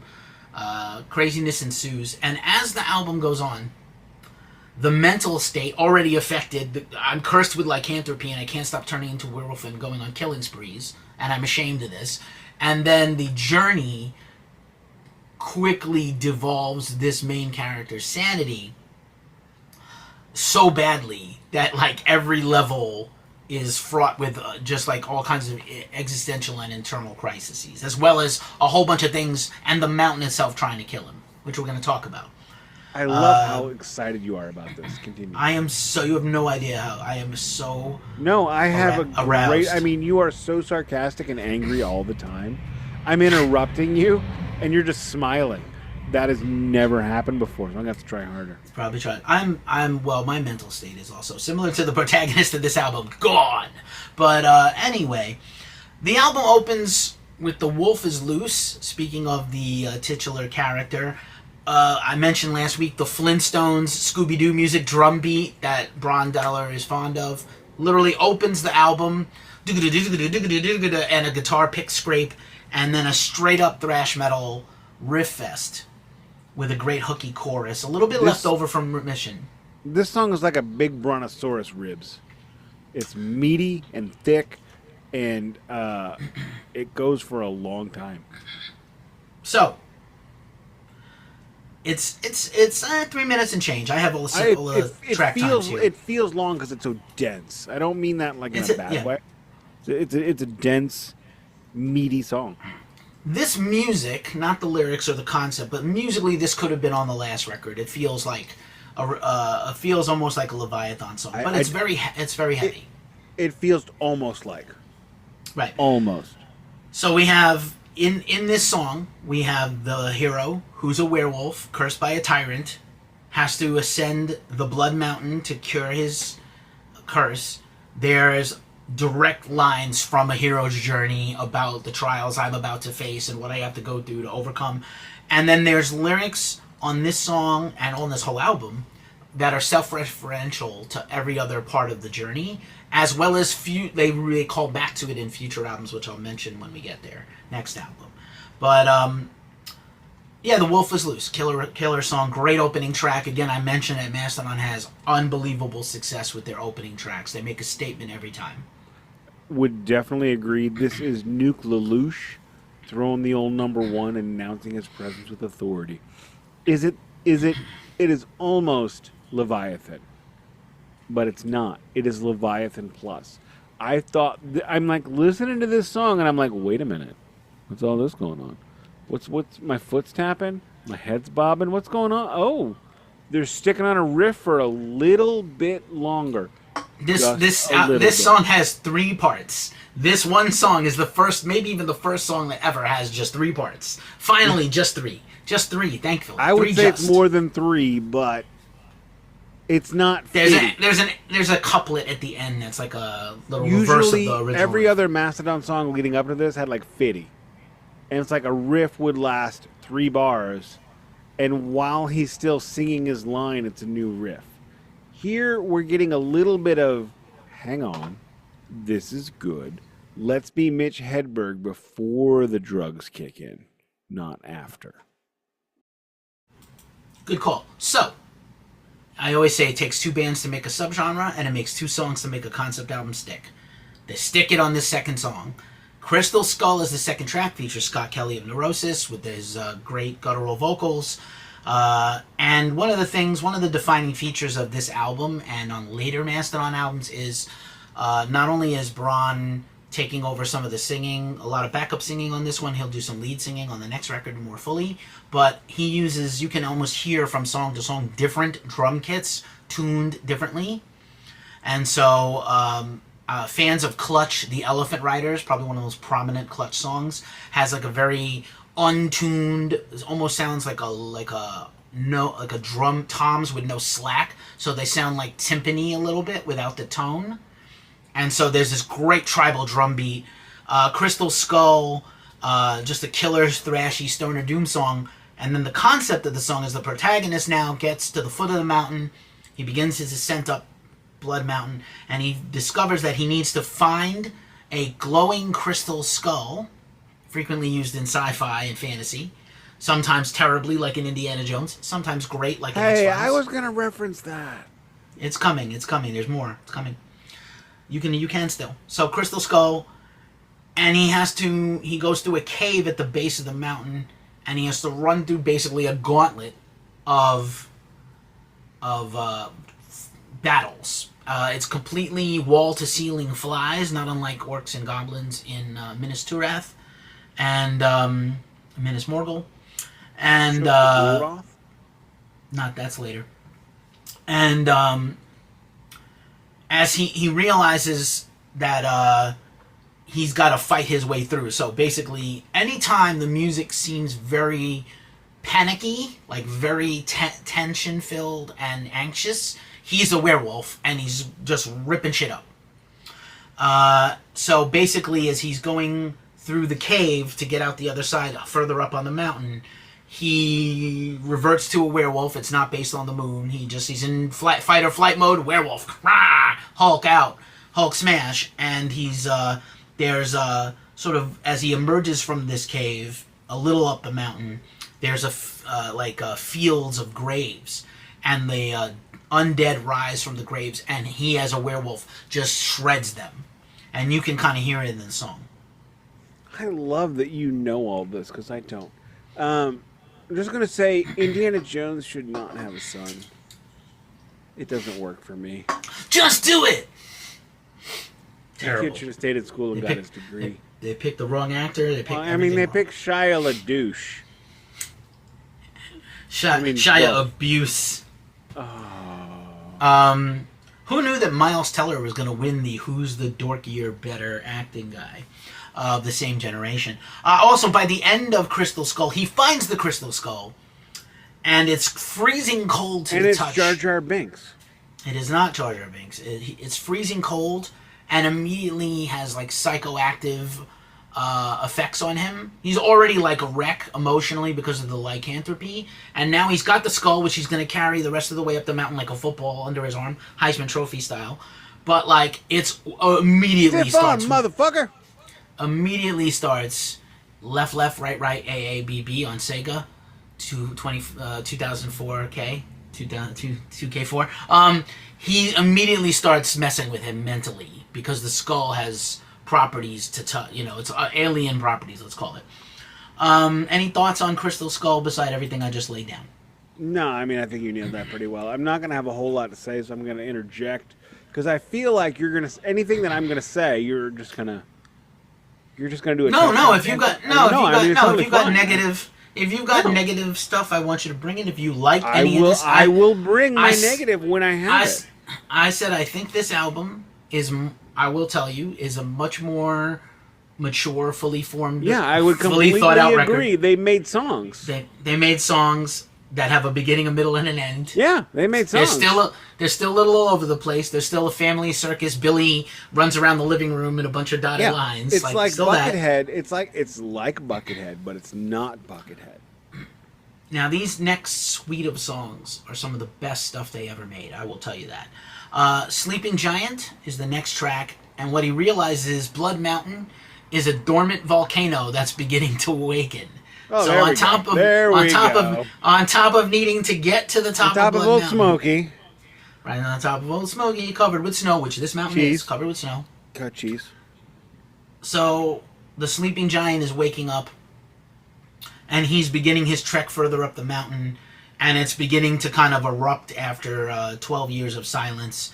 And the climb is very dangerous because he's being stalked. He can't tell yet. He knows he's being watched and stalked, so he's kind of like on guard the whole way. And he's got to literally... He's compelled to try to get to the top with this crystal skull because something is compelling him to do it, not because he needs to break this curse. The power of Christ was not compelling him. It was the power of this crystal skull. And that's different. This is a pretty great song. It's a little longy boy. And I would say this is a straight up stoner doom song in the vein of Sleep or Melvins or Boris. And it doesn't vary much. It's kind of like the same couple of parts. This is so far my favorite Mastodon record. I knew that. I knew that was going to happen. It is growing into favorable. Yes. Very good. Next track, Capillarian Crest. There are plateaus along... If you've ever hiked a mountain, there are plateaus along the way. And he reaches a... I've not done that. He reaches... Well, I have when I was thinner and in better shape. And even when I wasn't. Capillarian Crest, we'll just start out musically, is like a very progressive thrash, weird guitar song with a very cool groovy middle section where Brent... we were getting like Troy sings and Brent sings. Troy screams and Brent screams. And now we're getting like Troy will sing and Brent will scream. And Brent will sing this like soulful, croony Lou Rawls thing. And Troy will scream. So like now they're starting to play off each other and even compliment each other. Bill does not sing at all. Sometimes Braun will do backup vocals. The Capillarian Crest... He reaches the first real plateau, maybe like a third of the way up the mountain, and he sees a river cutting through the mountain. The mountain is so huge that the banks of the river seem very tiny compared to the vastness of the mountain. He might be tripping out a little bit from the skull at this point. Sounds because like it's starting balls. He's tripping balls, and it's going to get worse. And he feels like the river running through the mountain is just a capillary in this giant mountain. Right, it's going to soon erupt, and the skull is warping his brain. 1 minute he's freaking out, the next minute he feels at bliss with the universe like shrooms. And then he gets like a premonition. He's being watched, like I said, he's being watched by other creatures. He's not sure who or what, but he's being stalked. And so you start to feel the panic. Sorry? Whom? Whom? Whom? Whom? Okay. He's Whom not is sure by whom. By whom? Sure, that's correct. I have nothing else to add, but besides. Yeah, there's a little weird. This song's a little weird and a little throwback to the first record, to the first two records. Also, like a little like it's got a weird, crazy section. That capillarian. It's got like a little bizarreness to it. Bizarre flavor. Not that. All right, moving forward. The hero is rising up the mountain. And this is more of your Scooby-Doo metal. They used to call Ghost Scooby-Doo metal, but this is actually like the Scooby-Doo. That is my favorite thing I've heard today. Scooby-Doo metal. Scooby-Doo gang music metal. And this is again, I talked about that panic, that dread in the music that's supposed to infect you, the listener. How many dogs are in the Mystery Machine? We talked about this at the office today. For me, it's 2 or nothing. If you're going to do the Mystery Machine, wait till there's 2 dogs. Yeah, Scrappy-Doo. Scrappy and Scooby. Scrappy always annoyed me. I mean, look, don't you want something to die before you do? Scrappy-Doo is kind of the Godzuki of Godzilla. I don't like Scrappy-Doo. He's the son of Godzilla, and he's useless. But you know what? If you need someone, terrible. If you need someone to die before you, Scrappy-Doo. Godzuki's embarrassing, and so. What if this one time this is like actually a real thing and not like some dude in a mask? So speaking of something that's not a real thing, this song I'm talking about is Circle of Sasquatch. And what a Sasquatch is a half Cyclops, half Sasquatch. And our protagonist is, ascending up the mountain, and they come out of the tree thicket, and they surround him. It's a whole gang of them surrounding him, and he's like, oh, do I turn into a werewolf here and fuck shit up, or what do I do? And they communicate with him that they're benevolent creatures, and because of their one eye, they see the future and all possible futures. And so they say, listen. Can't you be a whole Cyclops and a whole Sasquatch at the same time? Could be, I wasn't there. By the way, the album artwork. Half, all I'm saying. The album artwork, which, as you know, Mastodon is known for their distinctive, incredible album artwork, is once again done by Paul Romano of Philadelphia. And basically, the album cover is literally the whole story of the album on the cover. It's almost like the spoiler credits. If you don't know the story, you can look at the album cover and be like, oh shit, like I get it now. So the Sasquatches tell him, hey, there's these creatures called the Birchmen that are stalking you, and they will kill you if they catch you, because they also don't want you to get to the top, and they want the crystal skull. Watch out. Look out! Evil woman, look out. And so the Sasquatches, I had this note, Sword of Omens, give me sight beyond sight, like Lionel. Like, they literally see all futures, and they see the hero's future. So very much like the Oracle. Sword of Pandora? He does not. They kind of tell him his future like the Oracle in the Matrix. And like Ben Kenobi tells Luke, you must come with me to Alderaan if you learn the ways of the Force. So, this song's, like again, Scooby-Doo metal, thrash metal, with a very doom metal, chop ending that is also high on fire like. What I love about this record so far is it's going through, and I could not follow the story even a little bit. So I have everything you're telling me is the first time I'm hearing it. I did listen to this album multiple times. As I promised, I would torture myself with a needle in my testicle by listening to every one at least twice. I remembered yesterday as I am cooking dinner, which was steak, rice, vegetables, and scrimps, as I thought to myself, oh, fuck! Kid looks at me, what? I gotta listen to Mastodon. Damn, bro. Why do you gotta say it like that? Why do you gotta be like that? Why do I gotta say it like I mean it? What if she loves them? What if she loves them? My kid, no.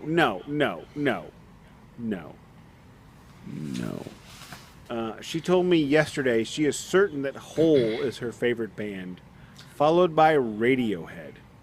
That's interesting. No, it's Tom York's awful. Birthday. It's awful. No, it's great. It's great. It's awful. It's no, great it's for not. you. How? You're gonna grow as a person. No, Stop it. Don't do that. That sound is terrible to podcast listeners. That actually hurts. I bet you deserve it. Good. You deserve the pain. And you deserve the pain of Radiohead and Hole every day for the rest of your life. Prediction. Why do you Okay, that is mean. That is mean. It's really mean. Nick is going to love the next Mastodon record so much he's going to willingly listen to it 2 more times. I think I have like little cross stitches on my forehead now. Yeah, you do. You look like a waffle press. All right, moving along. The next track is Blade Catcher, distinctive because it's mostly instrumental with gibberish. It's crazy, psychedelic, crazy guitar with gibberish lyrics. All right, Duncan, we're doing psychedelia now. Psychedelia.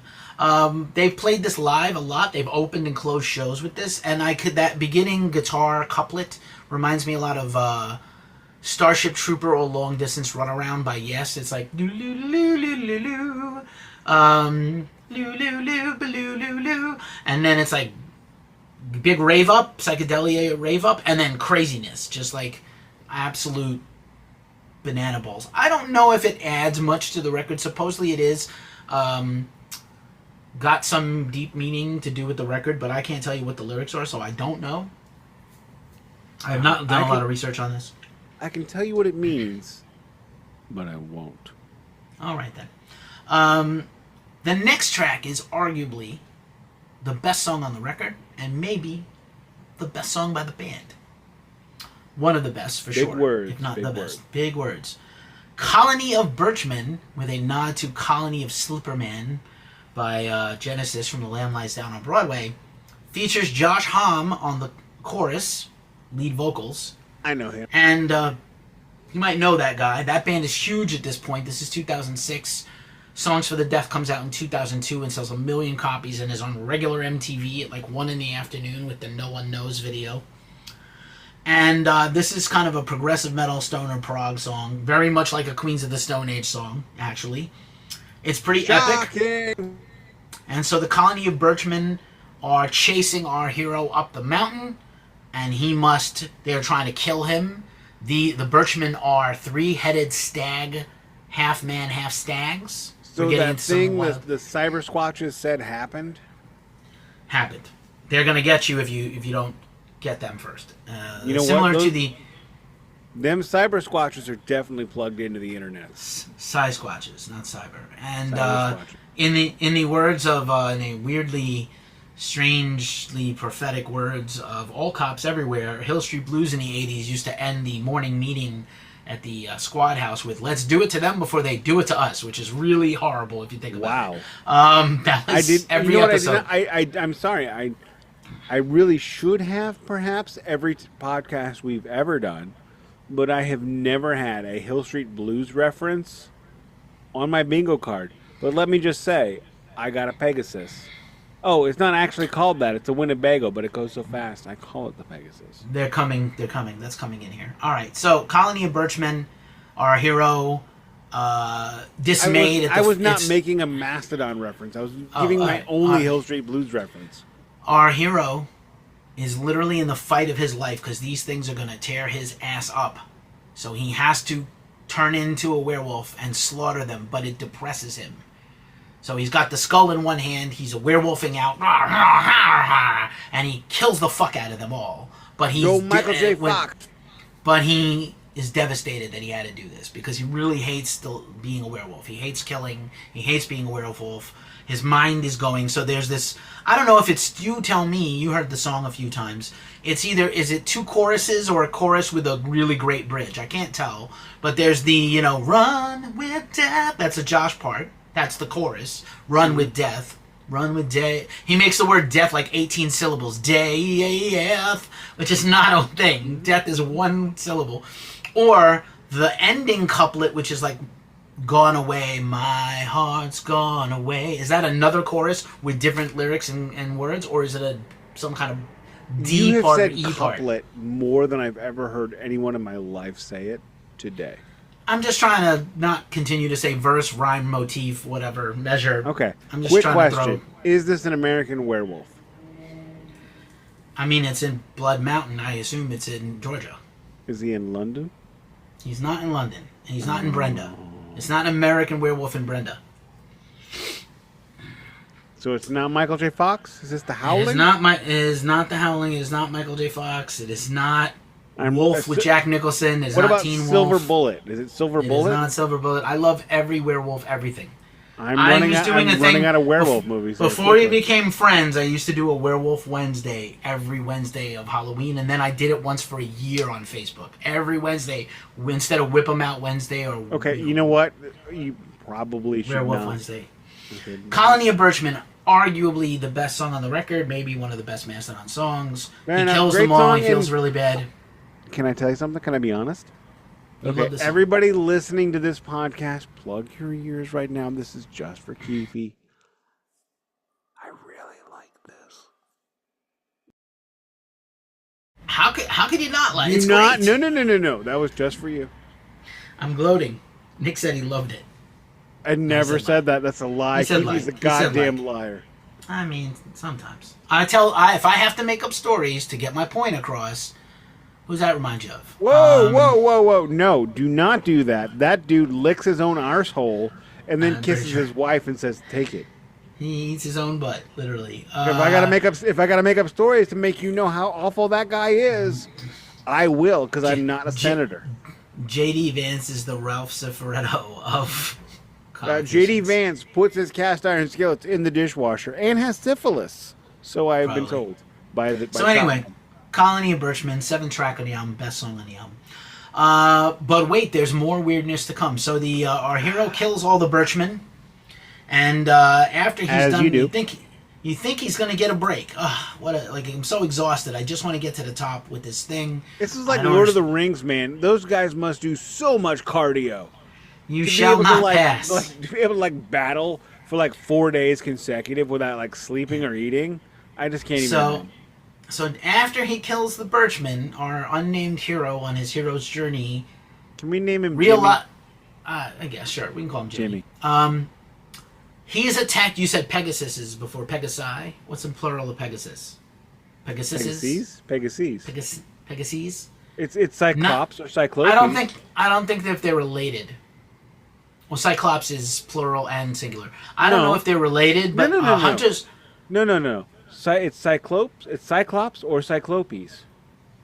Seriously, that is actually it. That's really real. I'm trusting. So it's Pegasus or Pegasus. Guess what flying creature of myth the Hunters of the Sky is? If it's not a Pegasus, I'm gonna go gargoyle. Close. Starts with a G. Okay. What? Starts with a G, but it's not gargoyle. Griffin. Whoa. You know what a griffin is? A flying... Do I know what you motherfucker... A lion that can fly. No. You know what a chimera is? Yeah. I don't know if you know what a beholder fish is? Yeah. No, you don't. I made that up. All right, then. Shut up. Let me cook and stop interrupting me, you jackass. You said you love a Mastodon song. I'm going to the grave with that No, I meant the album. Okay. So, Hunters of the Sky... Said not love, goddamn. They're circling him. And, again, he just finished wiping out the Birchmen as a werewolf and reverted back. So, he runs and finds shelter, but he also feels like, I'm starting to really lose my mind because the skull is starting to mess with me, and I'm definitely far from myself, even further than I was at the beginning of this curse, at the beginning of this journey. Again, I called it thrash, doom, heavy metal with mostly Troy vocals and a very sludgy ending that is reminiscent of their earlier material also. I swear to God, that is the hardest I've ever worked to not interrupt. Because you said so many things that I had references on, and I just stuck my finger in my bum. How's it smell? No answer. All right. I will send you a smell-o-vision. Fair enough. So, the next track, we're getting to the end. The 9th track out of 12. Ronnie Garvin. Hand of Stone. Ronnie Garvin. Just a very thundery, riffy, heavy metal song. I said it has Megadeth-type riffs. But I mean Countdown to Extinction and So Far So Good So What Not... Rest in Peace, sorry. Hand of Stone, after he's been climbing, he's been fighting, he's been werewolfing out. Now he's starting to feel hungry, he's starting to feel like, I'm really like running low on energy, and none of the forest foods, the berries, the leaves are appealing to him. And then he sees a beautiful rose just kind of appearing to him. Like it's enormous, like a huge rose. Does it have a thorn? You ever see, well, I'm sure it has thorns. Do you ever see just like a giant wine bottle for a gag? This is a giant, like a rose times 10x. Like it's huge. So he picks the rose and he starts to eat it, but immediately figures out the rose is probably poisonous. And he starts what with the rose? He eats the petals. What? Because he's starving. And he's delirious. Are we in North Korea? No. So he eats the rose and he begins to trip out even more than he already was. Now he feels like I'm super powerful and I can overcome this stuff. And for the first time, he's filled with kind of a confidence that he's going to overcome all these trials and make it to the top. Because up until this point, you listen to the music, it's full of dread and panic. Like I'm just constantly in a fight or flight. And this is the first time where he feels a little bit of like calm, like I can do this, self-assuredness. Serious question. But yeah, go ahead. If you trip out on roses, will that we drop dirty or no? I don't know what you mean, sir. Really? I mean, like if you had a cup, if you had a little plastic cup, and they said go to the bathroom and come back after tripping out on roses. Two girls, one cup or something. I don't know. No, what the fuck? No, pervert. Okay. I'm asking if I can eat a giant rose, trip out, and pass a test. Right. I don't know. Anyway. Somebody needs to know. I need to find out.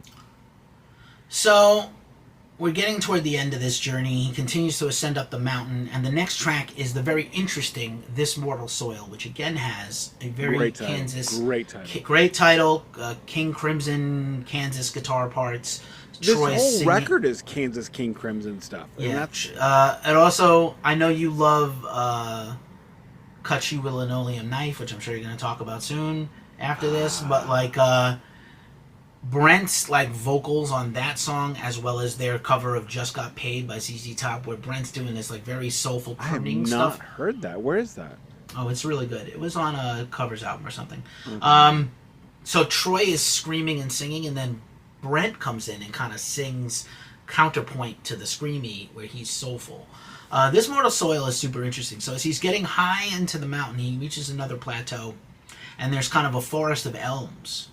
And he's so up high that he sees the clouds around him, and the oxygen is getting thin. So the crystal skull is warping his mind. His own personal battles is warping his soul. The rose is making him trip balls and see little Christina Aguilera monsters like Riddle In and Riddle Out from South Park. And now he's starting to feel like a little dizzy and lightheaded. I'm not done. You got to hold that question. Please hold all questions till the end of this segment. Give a thumbs up. So he starts to feel like a euphoria come over him, but he's not sure if it's real or it's all these things affecting him. I think these guys were smoking enormous amounts of doobs and hash. And he has a vision from all the tripping and the high altitude, and he sees a gorgeous woman. And the woman gives him a warning. Hey, listen, I know you're trying to get to the top of this mountain with the crystal skull, and I know you don't quite know what to do when you get there. Don't do it. Because if you reach the top of the mountain with that skull, you're going to bring an apocalypse on the whole world, even though you're going to get cured. Don't do it.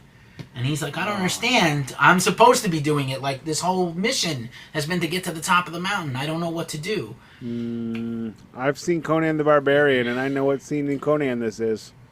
But then he disregards the hallucination probably from the skull and the rose and the altitude. And the rose is kind of infecting him. Having eaten the rose, he feels like it's the rose that's making him euphoric and happy, and convincing him, even though these are contradicting ideas, get to the top of the mountain or else you're going to be cursed forever, and break the curse if you get to the top of the mountain. Or if you get to the top of the mountain, an apocalypse is going to happen. And he's like, no, this is wrong. I'm just tripping out. I'm going to get to the top of the mountain. And that's what This Mortal Soil is about. Quick question. Is there unrest in the forest?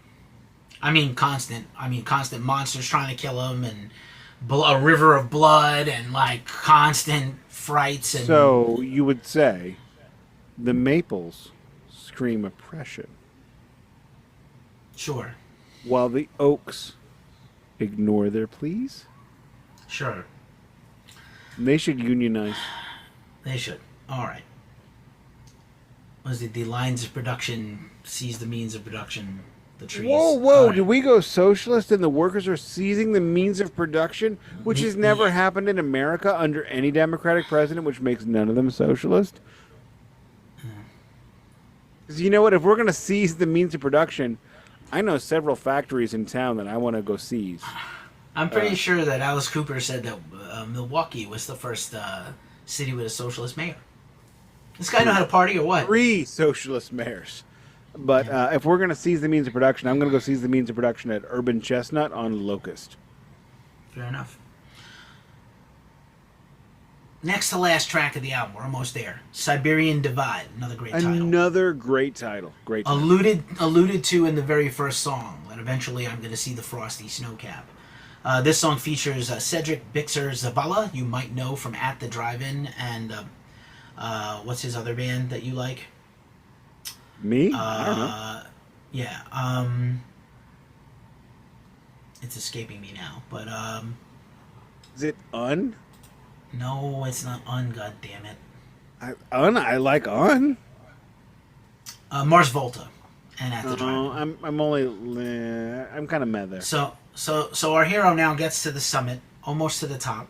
It's icy and snowy, kind of like the Misty Mountains, the Lonely The top. Mountains, and it's a blizzard he can't see. So he's trudging his way through the snow, and suddenly an avalanche is triggered, and he's buried, and he's dying of hypothermia, buried under a snowdrift. He's got the skull still. He's tripping balls. The rose hasn't really worn off. He's still thinking about that hallucination. I've seen this movie, bro. The Revenant. Anyway, probably. I was Leo thinking Two DiCaprio. Towers, but whatever. Sure, no, so- not so- Two Towers.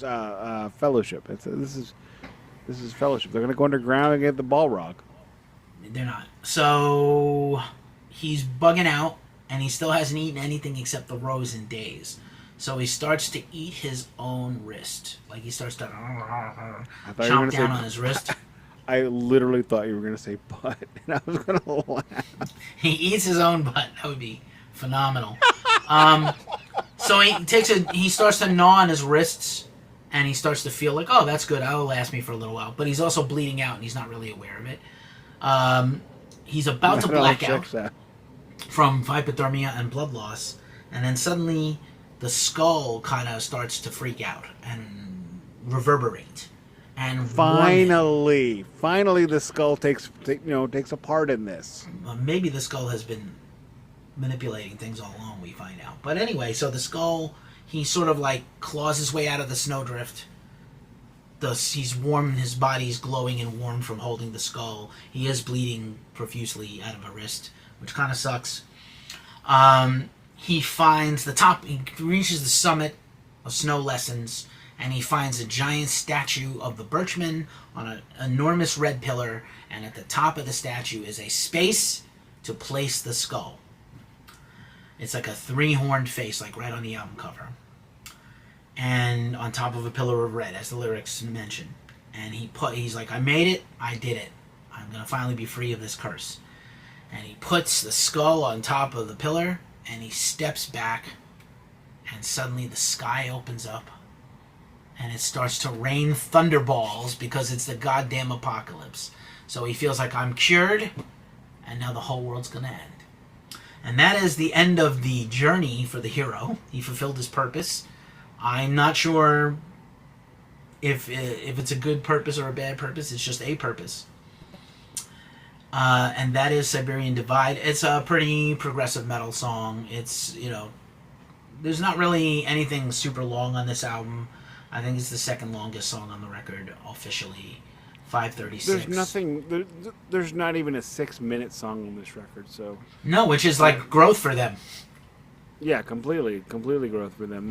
This is a great different record for them. There's one more song. Much better than the previous. I know, but I don't care. Okay. I listened to it twice, and I don't care. I think at this point the concept of the record is over because the final Yeah, song. I know. Take the win. is- I mean, take the win. Yeah, We can take skip the- this song and you no, win. no. The final song is Pendulous Skin, which is another Elephant Man song, probably. I don't think it's related to the rest of the album.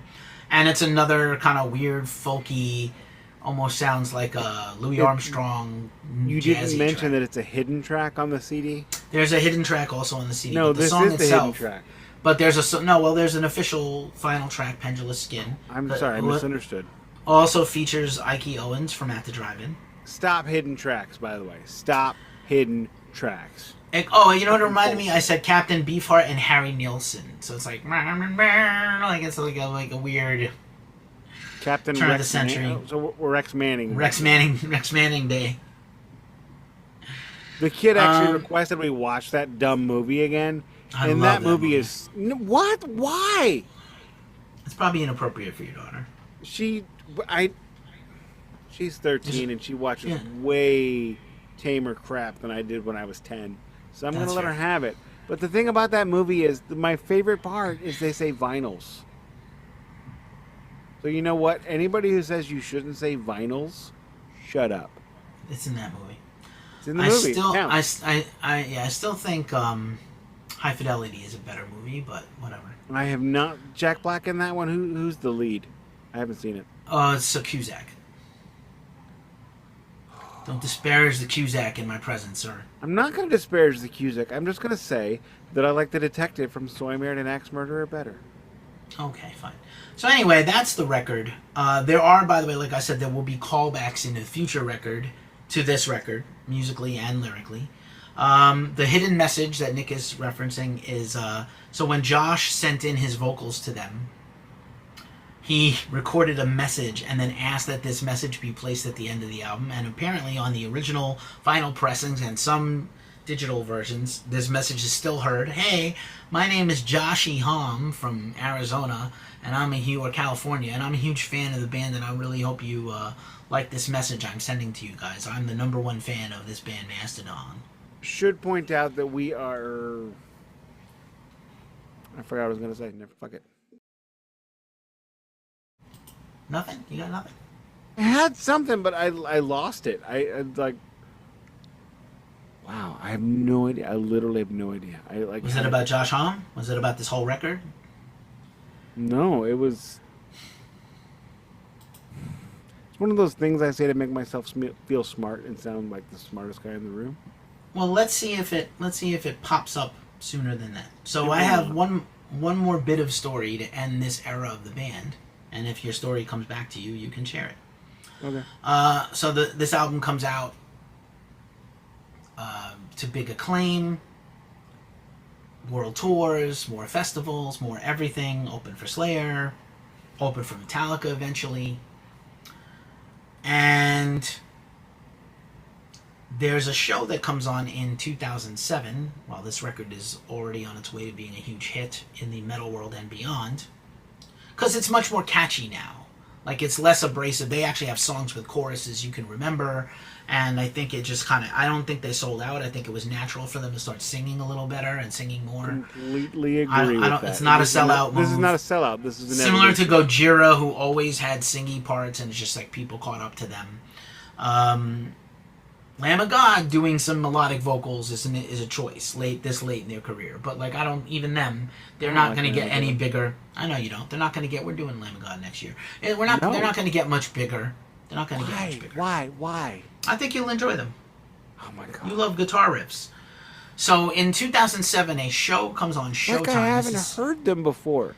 This is the peak of prestige television. 2004 to 2018.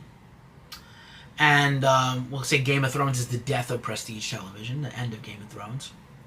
Not just because of the end of Game of Thrones, but because Game of Thrones ended when it did. And there's a show on Showtime called Californication, starring David Duchovny, ex-Fox Mulder. Oh, Anthony Kiedis? No. Is he ever in that? I don't know. I mean, it's named for that song. If he's not in it, then they fucked up. I think there's a scene where them in it. There's like they play a game. Okay, in that thank show. you, because you know what?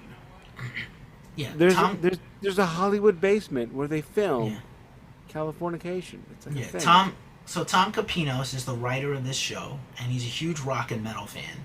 So all the episodes, Hank Moody is a writer. He lives in L.A. I think he's originally from New York City, similar to Duchovny. He lives in L.A., similar to Duchovny, who now moved back to New York.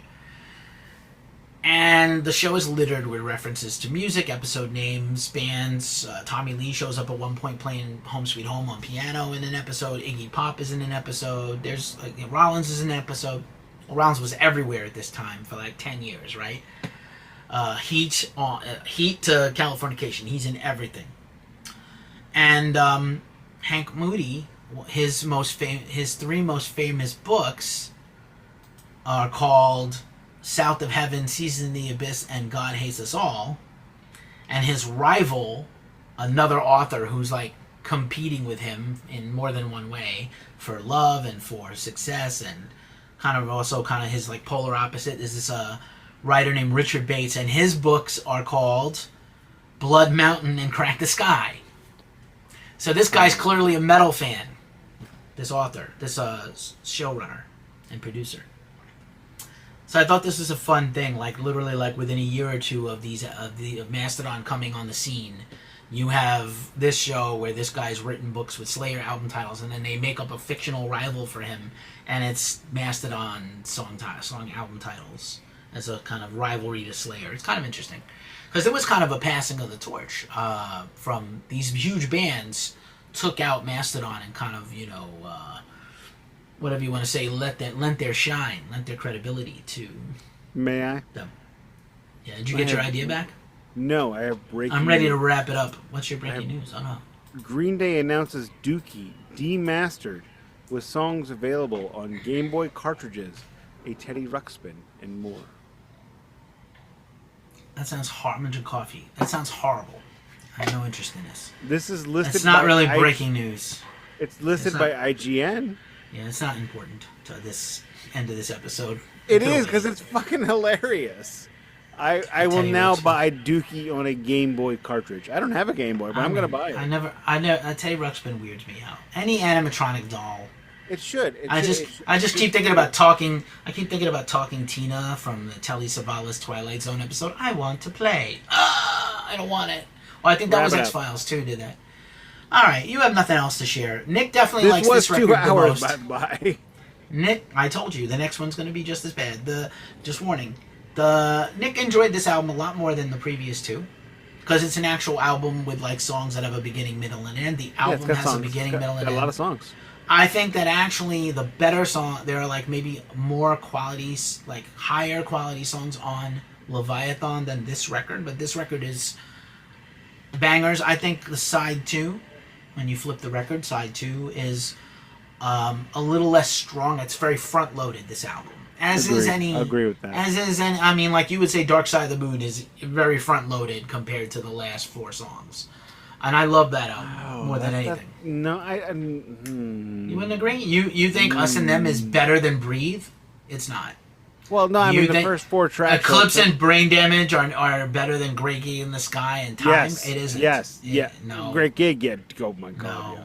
Great Gig is great. I'll Eclipse and Eclipse and Brain Damage way better than Great Gig. Unintentional, great segue to end this. Brain Damage is going to figure prominently into next week's episode because, you will say what the F a lot next week. We're going to start with some tragedy that leads into triumph, and that's how the Mastodon story of Phase 1 of their career ends. I believe I was vindicated. Nick did enjoy this record. I would say this record is at least a 9. I will admit now, in my breath, not under my breath, this is for everyone that did not plug their ears in. And for those of you that did not, what is wrong with you? We're friends. This is a parasocial relationship. We're literally friends. This is how I feel you treat Duncan. You abuse Duncan with those DMA records, and you love him, but you treat him poorly. I'm not treating him poorly. Half of them he chooses to. I choose to not accept that or believe that. I'm enriching your life by sharing this band with you. Your life is getting exponentially better. You're going to live longer. Seriously. Your wang is going to grow. All these things. I don't need 18 inches. Let me praise you briefly, if you don't mind. Sure, and then you can take us home. It's your turn. Keefy was right. I genuinely enjoyed this record. I would give it a 7 out of 10, like I did last week for Leviathan. However, 7 out of 10, I love this record and I like the songs. Unlike last week, where I like this record and hate the songs. Weird, right? Anyway, thank you for Keefy. Thank you for putting up with my silliness now that my wife has put a kibosh, which came in '08, of me being silly. You now bear the brunt. I'm sorry, not sorry. But you know what? I'm fun. For those of you who have made it this far into this 2-hour Mastodon recording, not featuring any Power Rangers, thank you for coming on this journey with me and being my soul partners. Keefy, you were right. I enjoyed this record. I actually really enjoyed this record, literally. But you know what? As we say every week, if you haven't subscribed, please do. Because you know what? We're having a subscriber giveaway. I want to give somebody... oh, balls. I literally want to give 2 people a box of records. I've got them sorted. They're ready to be given away. You want it? You want it? Subscribe. It's not that hard. Subscribe. Do all the things Keefy said earlier. And you might get records from me, from my house in South City. I'll kiss each one and lick the covers. If requested. Only if requested. Consent is a great thing. Anyway, thank you for joining us each week and every week. As we say, this has been the Glacially Musical Podcast. It does not play in Peoria, but the SPHL will rise again in Peoria.